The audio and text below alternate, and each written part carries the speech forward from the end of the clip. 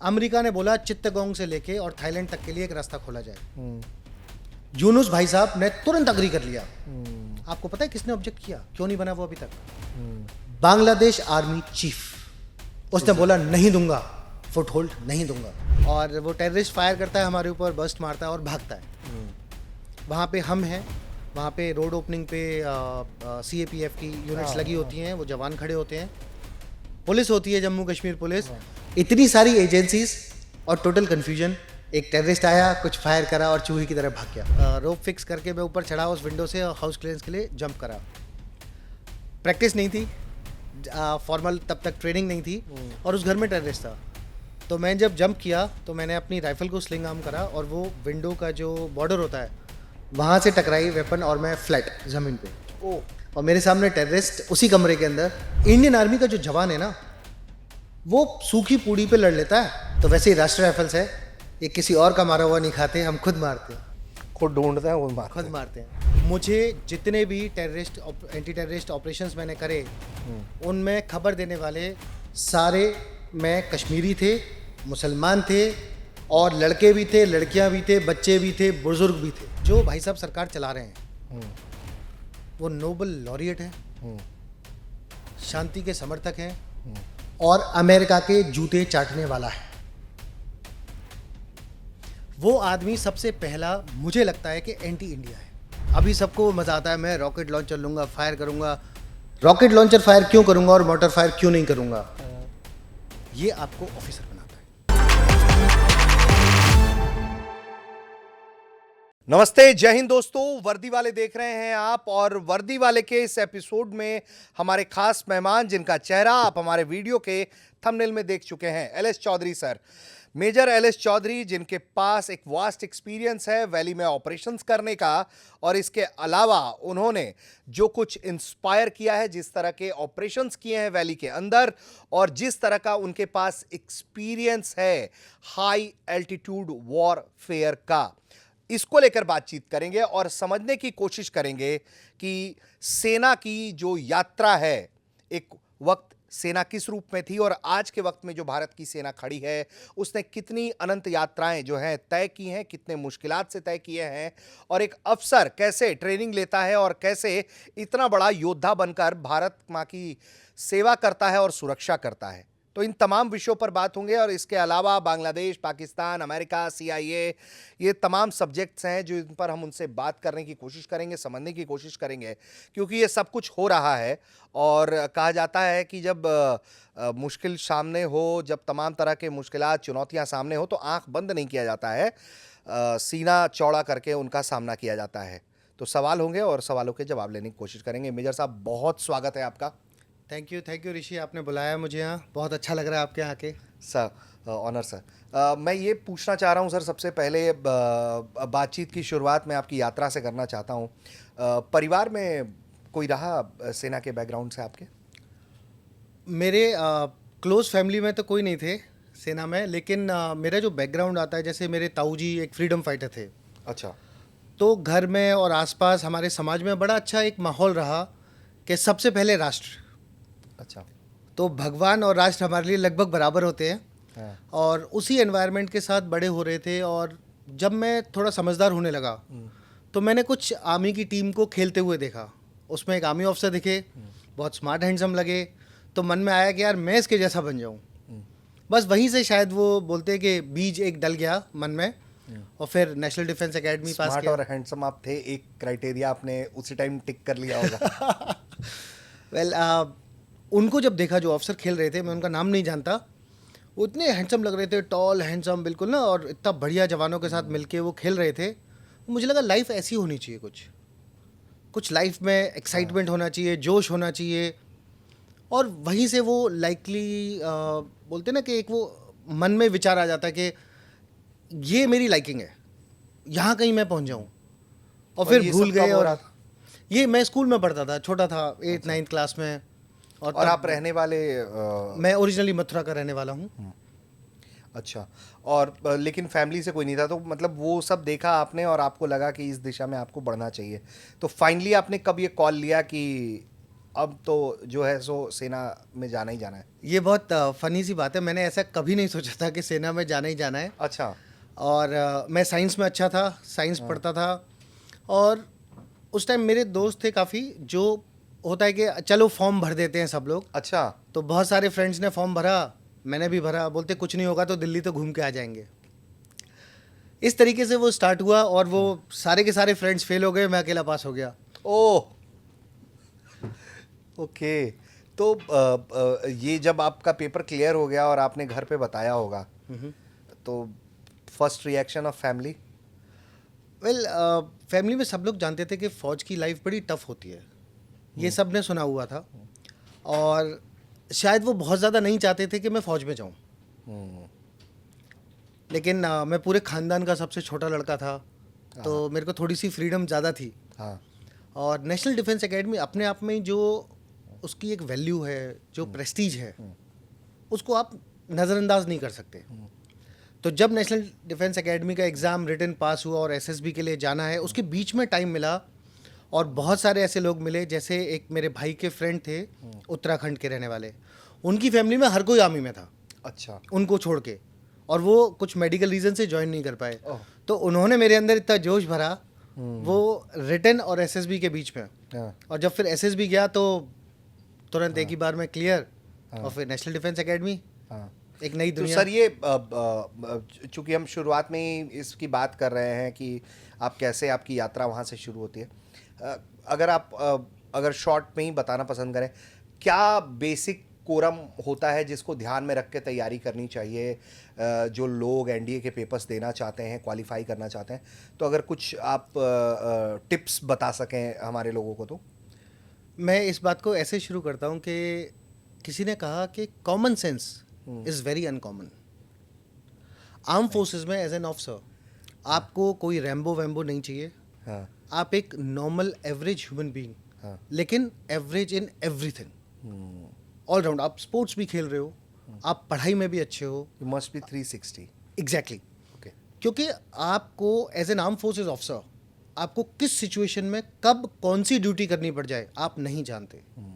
आपको एक ऐसे रोल के लिए सेलेक्ट किया जा रहा है कि जब देश के अंदर सब कुछ बिखर जाए तब आप खड़े होकर देश को संभालो। सारी इंडस्ट्रीज खत्म हो जाएं, सारी लॉ एंड ऑर्डर एजेंसीज खत्म हो जाएं, सब कुछ खत्म हो जाए, तब आप भारत को बचा के निकालो। उस काम के लिए आपको तैयार किया जा रहा है। तो आप सिर्फ एक चीज़ पे नहीं रह सकते कि मैं भाई गणित में बहुत अच्छा हूं तो देश चला लूंगा, नहीं। आपको गणित भी उतना आना चाहिए जितना पॉलिटिकल साइंस। नाइस। आपको हथियार चलाना भी उतना आना चाहिए जितना संविधान को बचा के रखना। क्योंकि अल्टीमेटली आर्म फोर्सेस का काम है राष्ट्र को रखना, सुरक्षित रखना। राष्ट्र है तभी सब कुछ है। हाँ। अगर राष्ट्र नहीं तो कुछ भी नहीं। तो आपको उस चीज़ के लिए सिलेक्ट किया जा रहा है। तो आपको अंग्रेजी भी आनी चाहिए, आपको एग्रीकल्चर की भी समझ होनी चाहिए, आपको हथियारों की भी समझ होनी चाहिए, जियो पॉलिटिक्स की भी समझ होनी चाहिए। आपको समझ में आना चाहिए कि फिशरीज का बिजनेस कैसे चलता है और स्पेस सैटेलाइट्स कैसे जाती है। हाँ। तो आपको वो सब कुछ चाहिए। तो जब कोई बच्चा मुझसे, जैसे काफ़ी बच्चे मुझसे इंटरेक्ट करते हैं, वो पूछते हैं तो मैं बताता हूँ बेटा एक होलसम चीज़ की बात करो। जो स्कूल में एक शब्द यूज़ होता है कि ऑल राउंड डेवलपमेंट, वही चाहिए। आपका ऑल राउंड डेवलपमेंट एवरेज से अच्छा होना चाहिए। आप ऑफिसर बन जाओगे, आपको कुछ नहीं करना है। अगर आप पढ़ाई में अच्छे हो, डिसेंट अच्छे हो, आप रिटन पास कर लोगे।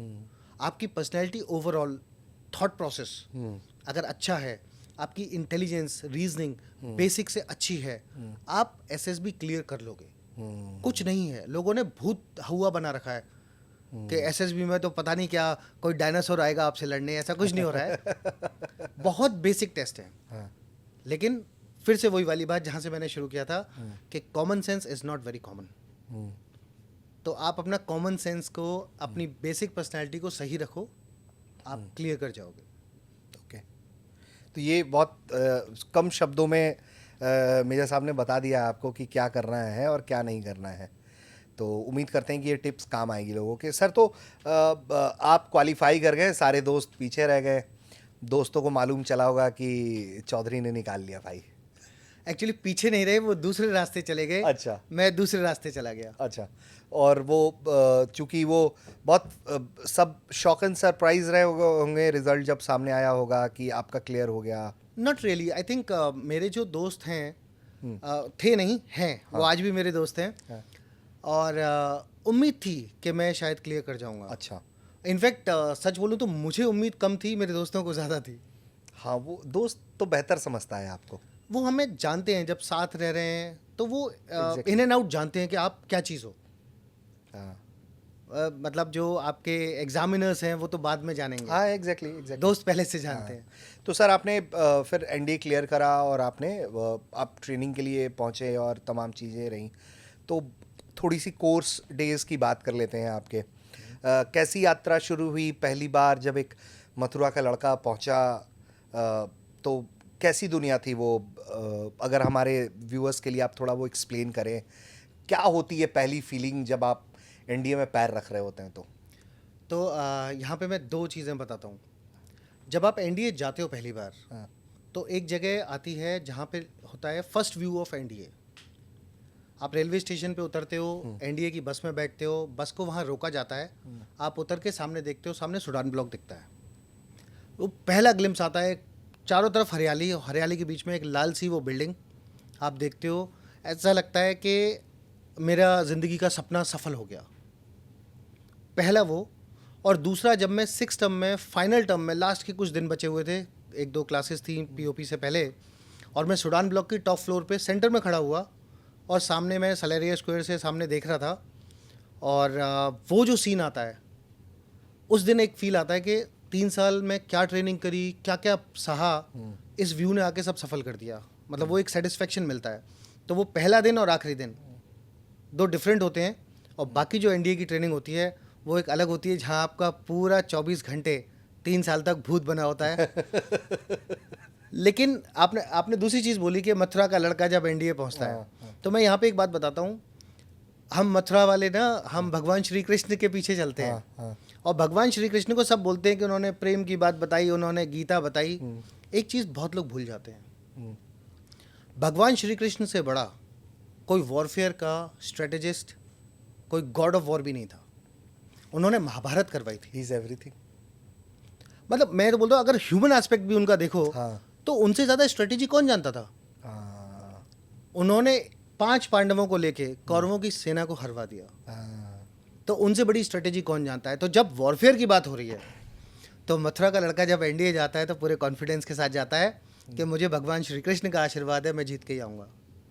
नाइस। बहुत बहुत ओवरवेल्म। और जब आप ये बात मेंशन कर रहे थे ना, तो मुझे अचानक से वो बात क्लिक की कि जब आपने कहा कि इनसे बड़ा वॉर ऑफ गॉड का, मैंने कहा कि मेरे मन में आया कि the actual reason of inspiration जो हमारे पास है ना, कि हम किसी से भी लड़ सकते हैं, हर तूफान से टकरा सकते हैं, तो उसके पीछे इस तरह की मैकेनिज्म्स हमारे इनबिल्ट सिस्टम में हैं हमारे पास। तो सर आप पहुंचते हैं और थोड़े से हम एनडीए डेज की बात कर लेते हैं, क्योंकि आजकल सर बड़ा ये चलता है कि वो गया, उसने बंदूक उठाई और मार दिया, और वो तो इतने लोगों को मार के आया है। तो हर कोई आजकल ना वो असलाहा, बंदूक, रॉकेट लॉन्चर्स, यही सब चलाना चाह रहा है। लेकिन लोगों को इस बात की रियलाइजेशन नहीं है कि एक अफसर बनने का, सेना का के एक अफसर के रैंक को हासिल करने के लिए किन परिस्थितियों और किन चुनौतियों से गुजरना पड़ता है। जो आप कहते हैं कि 3 साल कैसे वो भूत बन के रह गया मैं, तो हम लोग थोड़ा सा उस पर भी बात करते हैं। सर थोड़ा एक्सपीरियंस शेयर करिए कि जब आप फर्स्ट ईयर में होते हैं तो क्या होता है, सेकंड ईयर में होते हैं तो थर्ड ईयर में होते हैं तो क्या होता है सर? तो जब आप एनडीए के लिए फाइनल मेरिट लिस्ट में इन हो जाते हैं, हाँ। और आपको एनडीए जाना होता है, तो एनडीए से एक चिट्ठी आती है, उस पर बड़ा कुछ लिखा होता है, आपको क्या क्या सामान लेके जाना है। अच्छा। तो जब उसमें अंडर गारमेंट्स के नंबर लिखे होते हैं ना, कि 16 पेयर, 12 पेयर ऐसे, तो आप सोचते हो कि इतने सारे क्यों चाहिए, घर में तो 3-4 में काम चल जाता था। एंड दूसरा एक थॉट प्रोसेस होता है कि अब तो मैंने कंपटीशन पास कर लिया, अब काय बात की पढ़ाई लिखाई, अब तो मैं अफसर बन जाऊंगा। और फिर जब आप एनडीए पहुंचते हो और पहले दिन आपकी क्लासेस शुरू होने से पहले आपको बुक्स इशू होती हैं, तो आप कहते हो कि अच्छा मैं तो साइंस पढ़ने वाला हूँ, मैं तो कंप्यूटर साइंस पढ़ूंगा, मैथ्स पढ़ूंगा, केमिस्ट्री फिजिक्स पढ़ूंगा। पर जब आपको 15-16 सब्जेक्ट की किताबें मिलती हैं तो आप बोलते हो ये कौन सी ग्रेजुएशन है। उसके बाद आपकी क्लासेस शुरू होती हैं। अच्छा। आप पढ़ना शुरू करते हो तो आपको पता चलता है कि पढ़ने से पहले सुबह 2 पीरियड पीटी और ड्रिल के होने वाले हैं। ओके। उसके बाद आपको पता चलता है कि हर क्लासेस के बीच में सुबह आपको कुछ और कपड़े पहनने हैं, ब्रेकफास्ट के बाद कुछ और पहनना है, क्लासेस के बाद कुछ और पहनना है, रात को कुछ और पहनना है। तो आप ड्रेसेस भी, यूनिफॉर्म्स भी इतनी सारी हैं कि उनको भी मैनेज करना है। एंड हर यूनिफॉर्म के पीछे कोई हिस्ट्री है। अच्छा। हर सब्जेक्ट में आपको डिटेल्स में पढ़ना है, प्लस उसके साथ साथ आपको एनडीए की हिस्ट्री भी पढ़नी है। अच्छा। आपको ये भी पता होना चाहिए कि सूडान ब्लॉक, जो मेजर साहब पिक्चर में अमिताभ बच्चन उतर के आए थे नीचे, वहाँ 2 कैनन्स रखी हैं पुरानी और उसके सामने बॉल्स रखी हैं, कैनन बॉल्स। आपको ये भी पता होना चाहिए वो कितनी है। जिस परेड ग्राउंड से परेड करके आप पास आउट करते हो, जिस क्वार्टर डेक से आप निकलते हो, वहाँ पे आईएनएस दिल्ली का मास्ट है।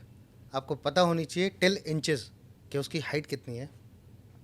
फ्लाई पास्ट में जो एयरक्राफ्ट जाएगा वो कितने ऑल्टीट्यूड से उड़ रहा है, कितने एंगल पे वहाँ से मुड़ रहा है। और कभी कभी आपको ये भी पता होना चाहिए कि उनको उड़ाने वाले जो पायलट्स हैं वो भी मेरी तरह नेशनल डिफेंस एकेडमी में ट्रेनिंग करते थे। अच्छा। तो जो पढ़ाई है, अगेन बात वहीं आ जाती है कि ऑलराउंड, कि मैं अगर साइंस में ग्रेजुएट हूँ तो साइंस तो मैंने पढ़ी, लेकिन उसके अलावा मेरे को सोशल साइंस भी पढ़नी है, मुझे देश भी पढ़ना है, मुझे संविधान के बारे में भी पता होना चाहिए, मुझे पॉलिटी के बारे में भी पता होना चाहिए। तो वहाँ जाके सबसे पहला शौक ये लगता है कि जो कुछ हम फिजिकल आज तक करते थे वो तो गिनती में ही नहीं आता एनडीए में जो फिजिकल होता है। उस फिजिकल के साथ साथ आपको पढ़ाई करनी है ग्रेजुएशन की। जो बाकी दुनिया 3 सब्जेक्ट पढ़ रही है, आप वहाँ पे 13 सब्जेक्ट पढ़ रहे हो और सब में पास होना ज़रूरी है। एंड उसके बाद ये first term, second term, third term और फोर्थ टर्म, यहाँ तक ये कहानी रहती है कि आप पढ़ रहे हो, आप यूनिफॉर्म पहनना सीख रहे हो, आप ड्रिल करना सीख रहे हो, पीटी सीख रहे हो। एंड आप धीरे धीरे रैंक्स वगैरह से आप एकस्टम हो रहे हो कि अच्छा आर्मी की ये रैंक्स हैं, नेवी की ये हैं, स्पेशली जो मेरे जैसा सिविलियन बैकग्राउंड से जाता है उसके लिए। पर फोर्थ टर्म में आप फायरिंग सीखते हो, आपको लगता है आप सीख गए। लेकिन जब 5th-6th टर्म में आता है और जब सर्विस स्पेसिफिक पढ़ाई होती है तो आपको पता चलता है कि राइफल को राइफल क्यों कहते हैं, पिस्टल को पिस्टल क्यों कहते हैं। और जब आप पिक्चरों में देखते हो और कोई हीरो हीरोइन बोलता है कि वो गन थी मेरे हाथ में, तो आप हंसते हो। सारी दुनिया आपको देखती है कि आप हंस क्यों रहे हो, क्योंकि आपको पता है वो पिस्टल को गन कह रहे हैं और वो गन, हवेजर, राइफल और पिस्टल का डिफरेंस नहीं जानते। मैं जानता हूँ क्योंकि मैंने उसकी साइंस पढ़ी है। मैंने थ्योरी ऑफ स्मॉल आर्म्स पढ़ी है। मुझे पता है वो जैसे मूवीज में बताते हैं ना, गोली ऐसे घूमती हुई जाती है, तो वो घूमती हुई क्यों जाती है, है ना। तो वो वाली चीज़ें अभी सबको मज़ा आता है, मैं रॉकेट लॉन्चर लूँगा, फायर करूँगा। रॉकेट लॉन्चर फायर क्यों करूँगा और मोटर फायर क्यों नहीं करूँगा, ये आपको ऑफिसर बनाता है। एग्जैक्टली। जब आप ये डिफरेंस समझते हो कि किस तरह की लड़ाई में किस तरह का हथियार यूज़ करना है, तब आप अफसर बनते हो। और कहाँ से कितनी फायर पावर को यूज़ करना है वो बहुत ज़रूरी है, क्योंकि आप जब as an armed forces officer आपके पास बहुत सारी फायर पावर है, उसको जुडिशियसली यूज़ करना, समझदारी से यूज़ करना बहुत ज़रूरी है। एग्जैक्टली। तो ये चीज़ें आप पढ़ते हो। तो जब 5th और 6th टर्म आता है तो एक तरफ आपको ये होता है कि अब मैं सीनियर हो गया, अब मुझे मेरे सीनियर्स कोई रगड़ा नहीं दे रहे हैं या कम दे रहे हैं। वहीं पे आपके पास पढ़ाई का इतना रोल हो जाता है, इतना लोड हो जाता है कि आपको अपने ग्रेजुएशन के भी फाइनल ईयर पढ़ना है, प्लस आपको अब सर्विस का तो फर्स्ट ईयर हो गया एक तरीके से। अब आप सीख रहे हो, टैक्टिक्स सीख रहे हो, वेपन ट्रेनिंग सीख रहे हो, कैसे डिसीजंस हुए, मिलिट्री हिस्ट्री पढ़ रहे हो। तो वो सारी चीज़ें पढ़नी है आपको और उससे लेसन्स लर्न करने और उसके भी एग्ज़ाम पास करने हैं। तो वो सारा लोड रहता है। बट ओवरऑल एनडीए के 3 साल में जितना भी रगड़ा हो, आज जब मैं पीछे मुड़ के देखता हूँ तो मुझे लगता है कि जो भी मेरे अंदर हिम्मत है, जो भी मैं चीज़ों से डील करने की ताकत रखता हूँ, वो मैंने वहाँ सीखी मेरे बचपन में। सो जो भी बच्चे एनडीए जाना चाहते हैं तो माइंड पूरा ओपन रखो।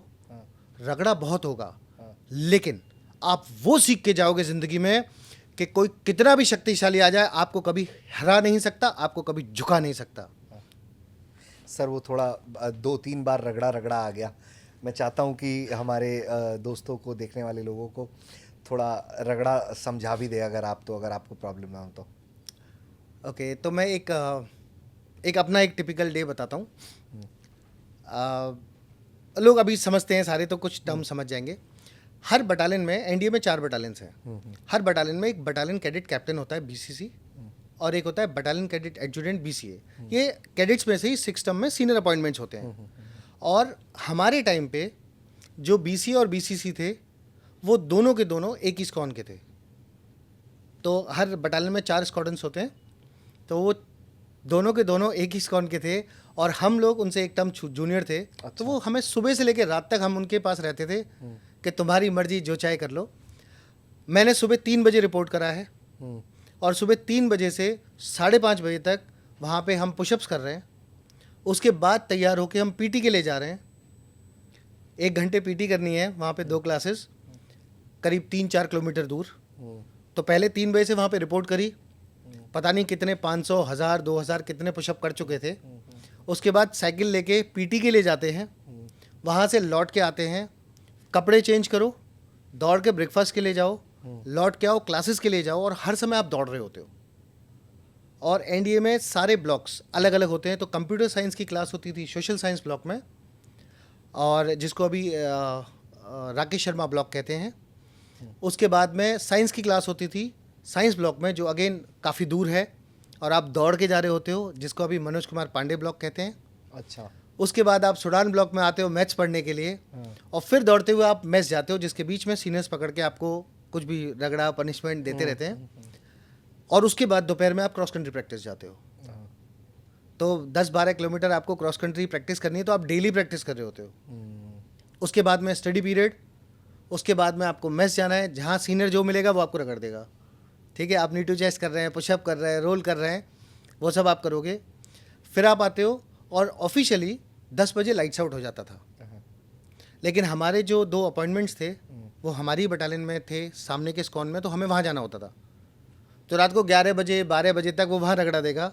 फिर हम लौट के आएंगे, नहाएंगे, चेंज करेंगे, सोएंगे, 3 बजे फिर चले जाएंगे। ओह।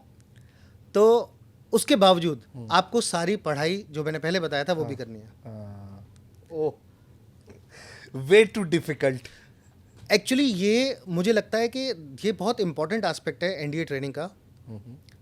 हमें मेंटली लगता है कि there is a limit, there is a block. और मैंने नेशनल डिफेंस एकेडमी में सीखा कि there is no limit to human endurance. आपके कोई लिमिट ही नहीं है, सारी लिमिट आपके माइंड में है। हर चीज़ हमें लगता है कि ये मैं नहीं कर सकता, वो सिर्फ हमारा माइंड बोल रहा है कि नहीं कर सकता। That is the only reason. वरना हम सब कुछ कर सकते हैं, हम कुछ भी कर सकते हैं। हमें आदत पड़ी हुई है कि मैं 9 बजे, 10 बजे, 11 बजे सो जाऊंगा रात को। क्यों? किसने बोला? जब देश की ज़रूरत है, जब ड्यूटी की ज़रूरत है, तो कोई भी लिमिट नहीं है। एक फौजी, चाहे वो किसी भी रैंक का हो, वो किसी भी लिमिट को पार कर सकता है अपने देश के लिए, अपनी भारत माता के लिए। और ये हमने वहाँ से सीखा। इसीलिए एनडीए पहले दिन बहुत खूबसूरत था, आखिरी दिन बहुत खूबसूरत था, बीच का कुछ धुंधला धुंधला याद है। हाँ सर, मतलब डेफिनेटली जो लोग इंस्पायर होते हैं, या जिन लोगों ने उसकी यात्रा पूरी की है, सबके लिए अलग अलग यादें हैं। लेकिन मतलब एज ए सिविलियन, हम लोग जैसे एक सिविलियन है, तो इस तरह की स्टोरीज, जैसे कि आप कह रहे थे कि देयर इज़ नो लिमिट, दिमाग कहता है, और मुझे सुन के लग रहा था, और मेरा दिमाग ये कह रहा था कि तुमसे तो नहीं हो पाता, तुम जीवन में कभी कोशिश करते तो वो बिल्कुल एक ज़बरदस्त यात्रा रही है, आपकी भी रही है, और आपके तरह के अफसर्स की भी रही है। तो सर, यात्रा वहाँ पूरी होती है, तो ऐसा भी हुआ कि जो लोग एनडीए में साथ थे, उनके साथ ही कहीं पोस्टिंग मिली आप लोगों को आगे चल के, या ऐसा कुछ हुआ? जनरली क्या है कि ज़्यादातर ऑफिसर्स जो कमीशन होते हैं वो फील्ड यूनिट्स में जा रहे होते हैं, क्योंकि वहाँ पे वैकेंसी पूरे इंडियन आर्मी में है। हाँ। ऑफिसर्स की कमी है, लेकिन प्रायोरिटाइज इसलिए किया जाता है कि जो फील्ड एरियाज हैं, जहाँ पे एक्टिव ड्यूटी है, पहले वहाँ पे वैकेंसीज पूरी की जाए। और काफ़ी कैजुअलिटी रेट भी होता है। बहुत सारे मेरे साथ के मेरे दोस्त भी जो अब इस दुनिया में नहीं है, तो उस वजह से पहले फील्ड यूनिट्स को पूरा किया जाता है। तो जनरली आप साथ साथ नहीं होते, पर आसपास होते हैं। तो कभी फ़ोन पे बात, कभी छोटी मोटी बातचीत, या आते जाते ट्रांजिट कैंप्स में मिलते रहते हैं। और पता चलता है कि हर तरह की यूनिट में आप लगभग एक जैसी ज़िंदगी जी रहे होते हो, ज़्यादा फ़र्क नहीं होता। पर एक दो चीज़ें होती हैं जब ऑपरेशंस होते हैं, चीज़ें होती हैं, तो हमें वो न्यूज़ मिलती रहती है आपस में, हम कनेक्टेड होते हैं आपस में, तो पता चलता रहता है कि किस ऑफिसर की किस यूनिट में क्या हुआ, कहाँ पे क्या हो रहा है, तो वो चीज़ें पता चलती रहती हैं। ठीक है सर। तो आप की यात्रा मेरे ख्याल से 2003 से शुरू होती है, हाँ, और फिर आपकी पहली पोस्टिंग? ये बड़ा फनी इंसिडेंट है। तो इंडियन मिलिट्री एकेडमी से जब आप ग्रेजुएट हो रहे होते हो, उससे थोड़े दिन पहले एक चीज़ होती है जिसको बोलते हैं चॉइस ऑफ आर्म्स। हाँ। सो अभी क्या है, आजकल राष्ट्रीय राइफल्स हमारी वाली या स्पेशल फोर्सेस, उनकी ज़्यादा चर्चाएं चलती हैं, पर जो इंडियन आर्मी है वो बहुत बड़ी है, हाँ। बहुत सारे आर्म्स एंड सर्विसेज हैं, और हर किसी का अपना चैलेंजेस है और ग्लैमर है। तो हर कोई उस हिसाब से ना, हम आप सोचिए बच्चे हो आप, और आज आपको चूज़ करना है कि मैं किस परिवार को ज्वाइन करने वाला हूँ, मेरे को टैंक्स में जाना है या मुझे स्पेशल फोर्सेस में जाना है या जो भी। हाँ। तो चॉइस ऑफ आर्म होता है, हम वो भरते हैं। उसके बाद हमारा एक डी क्लासिफिकेशन होता है, जहाँ पे सारे ऑफिसर्स बनने वाले ऑफिसर्स हम सारे बैठे होते हैं 3rd टर्म IMA में, और हमारे इंस्ट्रक्टर आते हैं। आर्मी हेडक्वार्टर से डी क्लास हो चुका है। अब पता है कि हमारा IC नंबर, एक IC नंबर होता जी, है जी। कमीशन का, हाँ। IC नंबर होगा और आपकी पेरेंट यूनिट और रेजिमेंट आपको अलॉट होती है। तो ऐसे बताया जाता है, वहाँ पे आपको पता चलता है कि आपकी यूनिट कौन सी। तो मुझे जैसे बताया, तो एक चीज़ होती है NRS, नियरेस्ट रेलवे स्टेशन। तो मेरा NRS था शिमला। अच्छा। हर किसी का सुनते थे जम्मू, जम्मू तवी, जम्मू तवी, सबको पता है कि काउंटर टेररिज्म में जा रहे हैं। मेरे बोला शिमला, मेरे को बड़ी खुशी हुई, मैं कहा शिमला जा रहा हूँ, हिमाचल प्रदेश में रहना है। लेकिन जैसे ही कमीशन हुआ और मैंने यूनिट में पहली बात करी, तो पता चला कि अभी तो शिमला जाना है, लेकिन पूरी यूनिट के साथ कश्मीर जाना है। तो टेक्निकली मुझे लगता है कि भगवान ने ना सब लिखा होता है कि आपके साथ क्या होने वाला है। हाँ। और तो टेक्निकली पेपर्स पे तो NRS शिमला था, लेकिन पर हम कश्मीर पहुंचे, और कश्मीर में एंटर करते ही, बनिहाल पार करते ही हमारे ऊपर फायरिंग हो गई। 1 महीने के अंदर अंदर हमने 2 टेररिस्ट मारे, और उसके बाद हमें ऐसी अच्छी जगह पे लगाया गया कि जहाँ पे भरपूर मनोरंजन मिला, और बहुत अच्छे ऑपरेशंस किए, और लाइफ के लिए लेसन्स मिल गए। तो ये भी अपने आप में बड़े मज़ेदार एक स्टोरी हो जाती है। हाँ। तो सर तो ये पहला ही जीवन का पहला एक्सपीरियंस फायरिंग रेंज में चलाना बंदूक, और ऑपरेशनल ग्राउंड में बंदूक चलाना, बिल्कुल डिफरेंट सिचुएशन है। कोई कंट्रोल्ड एनवायरनमेंट नहीं है, और अलग तरह की चुनौतियां हैं। चूँकि एक तो कश्मीर का मौसम भी अलग है, मौसम in comparison to other states. तो जब आप पहली बार, आप ने बताया कि आप पूरी यूनिट, आपकी रेजिमेंट जो है वो मूव करती है वहाँ से, तो किस तरह का वो पहला ऑपरेशन, अगर आप हमें बताना पसंद करें अगर थोड़ा, कि क्या एक्सपीरियंस रहा, किस तरह से क्या कुछ रहा? जैसा आपने बताया कि बनिहाल एंटर करते ही फायर खुल गया, तो क्या कैसा रहा था कुछ? हमारी यूनिट जैसे हम मूव करें, तो सबसे पहले तो मैं बताता हूँ, मैं बहुत लकी मानता हूँ अपने आप को कि मैं बहुत ही ज़बरदस्त, बहुत ही बेहतरीन बटालियन में पहुँचा पहली बार। मेरी बटालियन थी डोगरा स्काउट्स, और आप ये समझ लीजिए कि एक रेगुलर बटालियन से आधी वो यूनिट होती है, लेकिन हमारे पास 3 डॉक्टर्स होते हैं हमारी बटालियन में पोस्टेड। तो हम किस तरह का काम करते होंगे ये उससे पता चल जाता है। एक एक जवान, एक एक JCO, एक एक ऑफिसर, सब सेलेक्टेड। हमारे पास करीब 28-30 जवान तो ऐसे थे जिन्होंने 8000 मीटर्स अबव की पीक्स क्लाइम करी हुई हैं, जिनमें एवरेस्टर्स थे, लोत्से वाले थे, चोयू नन, बहुत सारे तेंजिंग नोर्गे अवार्ड जीते हुए लोग। और ऐसे लोगों के साथ आप जाते हो एज अ यंग लेफ्टिनेंट, आप अपनी फिटनेस के पीक पे हो, लेकिन आप देखते हो कि आपके सामने हर जो जवान खड़ा है वो उतना ही स्मार्टली ड्रेस्ड है, वो उतना ही सोल्जरली है, उतना ही प्रोफेशनल है। तो आपको और ज़्यादा एक जोश मिलता है एज एन ऑफिसर। और हम मूव कर रहे हैं, तो कॉन्वॉय था उस टाइम पे, मेरी ड्यूटी थी कॉन्वॉय कमांड करने की। हम जाते हैं और अनंतनाग के पास हम जैसे पहुंचते हैं, तो अभी तो रोड दूर से बन गया है, हाईवे। पहले बिल्कुल शहर के वहाँ से बीच से होके जाता था, और वहाँ एक मस्जिद होती थी और कुछ बड़ी बिल्डिंग्स थी 3-4 स्टोरीज की। वहाँ से अचानक हमारे ऊपर फायरिंग शुरू होती है। अच्छा, और ये आप अभी जा ही अभी जा ही रहे हैं, इंडक्टी हो रहे हैं। ओह, अच्छा। उसी टाइम पे हमारे ऊपर फायर होता है, एंड एक पहला एक्सपीरियंस जिसको बोलते हैं ना कि आवाज़ आई, गोली चली कहाँ से। तो जो मूवीज़ में हमें बड़ा सिंपल सा लगता है कि वो गोली और आपने पिस्टल से 100 मीटर दूर मार दिया, ऐसा असलियत में नहीं होता। और वो टेररिस्ट फायर करता है हमारे ऊपर, बर्स्ट मारता है और भागता है। वहाँ पे हम हैं, वहाँ पे रोड ओपनिंग पे CAPF की यूनिट्स लगी होती हैं, वो जवान खड़े होते हैं, पुलिस होती है, जम्मू कश्मीर पुलिस, इतनी सारी एजेंसीज और टोटल कन्फ्यूजन। एक टेररिस्ट आया, कुछ फायर करा और चूहे की तरह भाग गया। तो यहाँ से आपको सीखना शुरू होता है एक्चुअली, एक ये नई लर्निंग होती है कि काउंटर टेररिज्म एक्चुअली खेल क्या है। अक्सर लोग जो बात करते हैं कि इतनी सारी फौज क्यों, वो आपको वहाँ से सीखना शुरू होता है।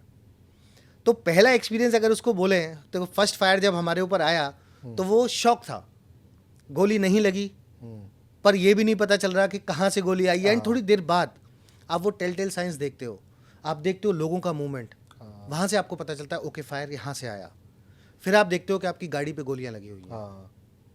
तो उस टाइप की चीज़ें, यहाँ से वो experience and frame of mind जो होता है, जिस थॉट प्रोसेस के आप आ रहे हो, वो पूरा चेंज होता है। एक झटके में, एक सेकंड में चेंज होता है कि भैया अभी it's not walk on the flowers, यहाँ पे कांटे बहुत है और आपको हमेशा अपने गार्ड्स ऑन रखने हैं, हमेशा अलर्ट रहना है। तो उस तरीके से वो चीज़ आती है।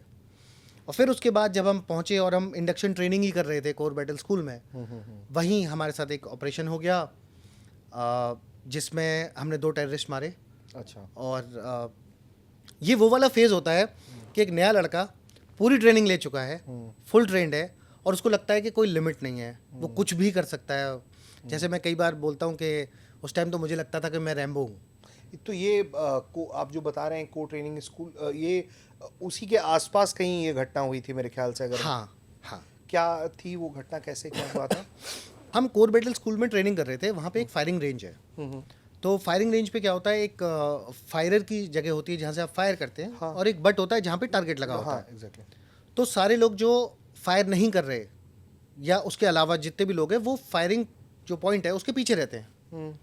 और हम वहाँ पे बैठा करते थे। वहाँ पे एक घर था और उस घर के नीचे वहीं पे एक छोटा सा पेड़ था, तो हमें लगता था उससे बहुत छाया मिल रही है। अच्छा। था बहुत छोटा सा पतला सा पेड़, पर वहीं पे बैठा करते थे। और उस घर के जो लोग थे वो कोर बैटल स्कूल के अंदर काम करते थे। तो जनरली आप ये मानते हो कि जो हमारे साथ काम कर रहा है वो जनरली सेफ जोन है, स्कैंड है, सेफ है। हाँ। तो उसकी कुछ इन्फॉर्मेशंस आ रही थी हमें कि वहाँ पे कुछ मूवमेंट है टेररिस्ट का। अच्छा। तो मैं भी 1-2 बार एम्बुश लगाए थे मैंने रात को, पर उस पर्टिकुलर घर में होगा और कैंप के इतना पास होंगे, पता नहीं कैसे मिस हुआ, जो भी हुआ कारण पता नहीं।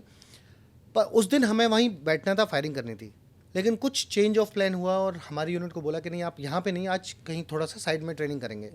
और हम वहाँ से कोई 200-300 मीटर दूर हमारी बटालियन वहाँ पे ट्रेनिंग कर रही है, और एक राष्ट्र राइफल्स की टीम वहाँ से क्रॉस करती है। तो एक नाला होता था, आप नाले को क्रॉस करो और फायरिंग रेंज पे आते थे, और वहीं लेफ्ट साइड में वो घर थे। जैसे ही ये जवान वहाँ से निकले, एक आवाज़ होती है, एक ग्रेनेड ब्लास्ट होता है। तो उस घर के फर्स्ट फ्लोर से 2 आतंकवादी बाहर आए। अच्छा। और उन्होंने ग्रेनेड नीचे लॉब करा। वो राष्ट्र राइफल्स का जवान हमारा वहाँ पे कोलैप्स हो गया, और उन्होंने फिर इनडिस्क्रिमिनेट हमारी तरफ बर्स्ट फायर करना शुरू कर दिया, दोनों टेररिस्ट ने। अच्छा। हमारी बटालियन ने रिस्पॉन्ड करा, इनिशियल एंगेजमेंट हुआ, उनको एंगेज किया हमने। वहाँ पे 4 टेररिस्ट थे उस घर में, 4 थे या 5 थे जी। और वो टेररिस्ट वहाँ पे फायर कर रहे हैं हमारी यूनिट के ऊपर। हमारी यूनिट ने फटाफट से कॉर्डन किया और हमने फायर में एंगेज किया। उसके बाद हमने अपनी टीम्स को मूव करा कि जैसे हम रॉकेट लॉन्चर यूज़ करना चाहते थे, वो पक्का घर था, तो रॉकेट लॉन्चर कहाँ से फायर होना चाहिए वो टीम एक मूव करी।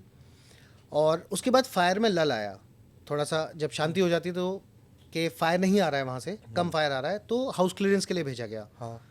तो हम 4 लोग गए, मैं और मेरे साथ मेरे बडी थे और एक और मेरे सीनियर ऑफिसर थे, उनका नाम नहीं लूँगा, सर्विंग ऑफिसर है वो थे, और उनके बडी थे। तो हम गए वहाँ से, एक टेररिस्ट को पहले हमने मार दिया था जो नीचे गिर गया था, उसको रिकवर करा, उसका वेपन हमने कैप्चर करा।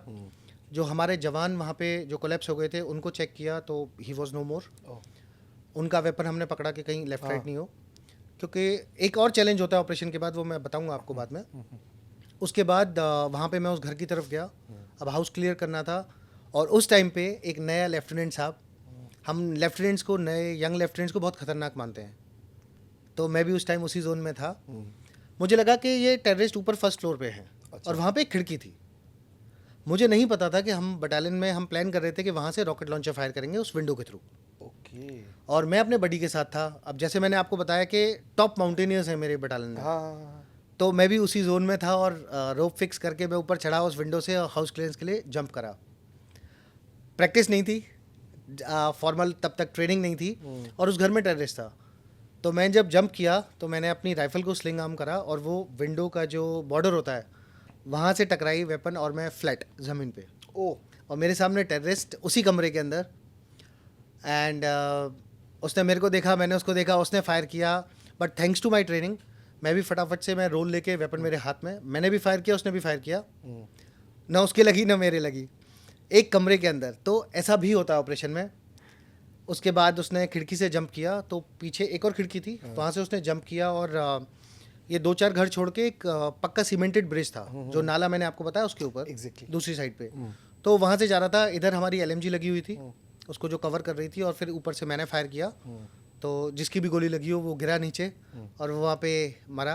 क्रेडिट यूनिट का होता है। क्रेडिट यूनिट का होता है, ये हमेशा यूनिट का होता है। एंड थोड़ी देर के लिए तो वो क्या बोलते हैं जोन आउट हो जाते हैं या सुनाई उनाई नहीं दे रहा होता। फिर उसके बाद पीछे बटालियन से आवाज़ें आ रही हैं, कुछ सुनाई दिया एंड तब मैं उतरा और फिर खूब शाबाशी मिली होगी खूब आपको गालियाँ पड़ी। तो। वो खिड़की वाला जंप के लिए तो खूब शाबाशी भी मिली होगी आपको अपने सीनियर अफसर से। बहुत बहुत गालियाँ पड़ी, बहुत ज़्यादा, कि ऐसे नहीं करना है। लेकिन मैं आपको एक चीज़ बताता हूँ, फौज में ऐसा होता है। आपने वो एक सीन ज़रूर देखा होगा बॉर्डर पिक्चर में, जब सनी देओल चल के जाते हैं और IB के पास खड़े हो जाते हैं तो किसी ने बोला कि बहादुरी और बेवकूफ़ी में कुछ तो फ़र्क होता होगा। वेल होता होगा, पर जब देश की बात आ रही होती है और दुश्मन सामने दिख रहा होता है तो कंट्रोल करना अपने आप को भी बड़ा मुश्किल होता है। और यहाँ पे जो सीनियर्स होते हैं वो बड़े काम आते हैं, यहाँ पे कमांडिंग ऑफिसर काम आते हैं। क्योंकि यंग ऑफिसर है ना, उसको जैसे मैंने बोला कि मुझे लगता है मैं रैम्बो हूँ, मैं कुछ भी कर सकता हूँ। तो आप उस जोन में होते हो कि यार मैं तो कुछ भी कर सकता हूँ, मैं जाऊँगा वो मिल जाए तो मैं उसे फाड़ दूंगा, चीर दूंगा टाइप ना डायलॉग पिक्चरें देख के आते हैं। तो लेकिन जब आप ग्राउंड पे जाते हो और ऐसे ही आप धीरे धीरे सीखते हो एक्सपीरियंस से, जैसे आपको रियलाइज़ होता है कि मेरे दौड़ने से ज़्यादा तेज गोली जा सकती है, तो मैं दौड़ूँ नहीं, पहले गोली मार दूँ। Nice sir. तो और इसी के साथ साथ माउंटेन वॉरफेयर की ट्रेनिंग भी आप ने की मेरे ख्याल से। हाँ। और मेरे ख्याल से आपका अच्छा खासा एक्सपीरियंस रहा है इसको लेकर। जो लोग कश्मीर को जिन्होंने देखा है, जिन्होंने कभी गए नहीं हैं, उनके लिए मैं कह रहा हूँ कि जब आप वहाँ जाएंगे तो आपको पहाड़ इतने खड़े मिलेंगे कि आपको गर्दन ऊंची करिएगा तो पूरा उल्टा होना पड़ेगा, तब वो पूरा पहाड़ का फ्रेम आपके आँख में आएगा। और फौजी जो होते हैं, जो अफसर्स होते हैं, जो फौजी जवान होते हैं, वो नियम से पेट्रोल करने के लिए ऊपर जाएंगे और वो जो भी उनका अपना रूट्स होता है वो मेंशन नहीं कर रहे हैं, तो वो पूरी रूटीन होती है। तो सर वो कितना टफ होता है वो भी ज़रा आप हमें बताइए, और किस तरह का एक्सपीरियंस रहा उस ट्रेनिंग के दौरान आपका। इसमें मैं एक चीज़ बोल सकता हूँ कि एक आम सिविलियन जब पहाड़ देखता है तो वो देखता है कि कितना सुंदर है, कितना अच्छा है, मुश्किल है, आसान है। जब फौजी पहाड़ देखता है तो वो देखता है 3 घंटे, 4 घंटे, 5 घंटे। एग्जैक्टली। तो हमारा माइंडसेट उस हिसाब से हो जाता है कि ये इतने डिग्री का लगभग स्लोप है, इस पे मैं पैदल चढ़ के जा सकता हूँ या मुझे इक्विपमेंट की ज़रूरत है, कितना टाइम लगेगा, मेरी कितनी टीम जाएगी, ये सारी चीज़ें आपके माइंड में होती हैं। फिर सेकंड थॉट आपको आता है कि अगर दुश्मन ऊपर बैठा होगा तो वो मुझे कहाँ से एक्सपेक्ट कर रहा है, मैं कहाँ से जाऊँगा, कहाँ से नहीं जाऊँगा। तो दुश्मन के एंगल से भी आप देखने लग जाते हैं। दोनों प्लानिंग आपको करनी है। दोनों प्लानिंग आपको करनी है। और ये आता है जब आप माउंटेन वॉरफेयर पढ़ते हो। तो एक एस्पेक्ट है कि आपको पहाड़ चढ़ना है, दूसरा एस्पेक्ट है कि आपको पहाड़ अपनी टीम और फुल बैटल लोड के साथ चढ़ना है, और तीसरा पॉइंट दुश्मन कहाँ बैठ सकता है और कहाँ से आपके ऊपर नुकसान डाल सकता है। तो आप अनडिटेक्टेड सेफेस्ट अप्रोच क्या ले सकते हो, सेफेस्ट दुश्मन के पॉइंट ऑफ व्यू से। तो चाहे वो मैं री एंट्रेंट से होकर चढ़ रहा हूँ या स्पर से जा रहा हूँ या मैं इजी रास्ता ले रहा हूँ या मुश्किल रास्ता ले रहा हूँ, वो सब इस बात पे डिपेंड करता है कि दुश्मन कहाँ देख रहा होगा। तो ये सारी चीज़ें माउंटेन वॉरफेयर से आती हैं। तो माउंटेन वॉरफेयर में सबसे पहली चीज़ तो आपकी शुरू होती है कि पहाड़ चढ़ना कैसे है, हाँ, यानी कि एक्लिमेटाइज कैसे करना है। उसके बाद जब आप माउंटेन पे चढ़ रहे हो, स्पर को, री एंट्रेंट्स को, कटिंग्स को, उसको कैसे पढ़ना है, मैप को कैसे पढ़ना है, मैप पे जो लाइंस बनी होती हैं, कंटूर्स बने हुए हैं, उनको कैसे पढ़ना है। तो सबसे पहली चीज़ तो पढ़ाई होती है।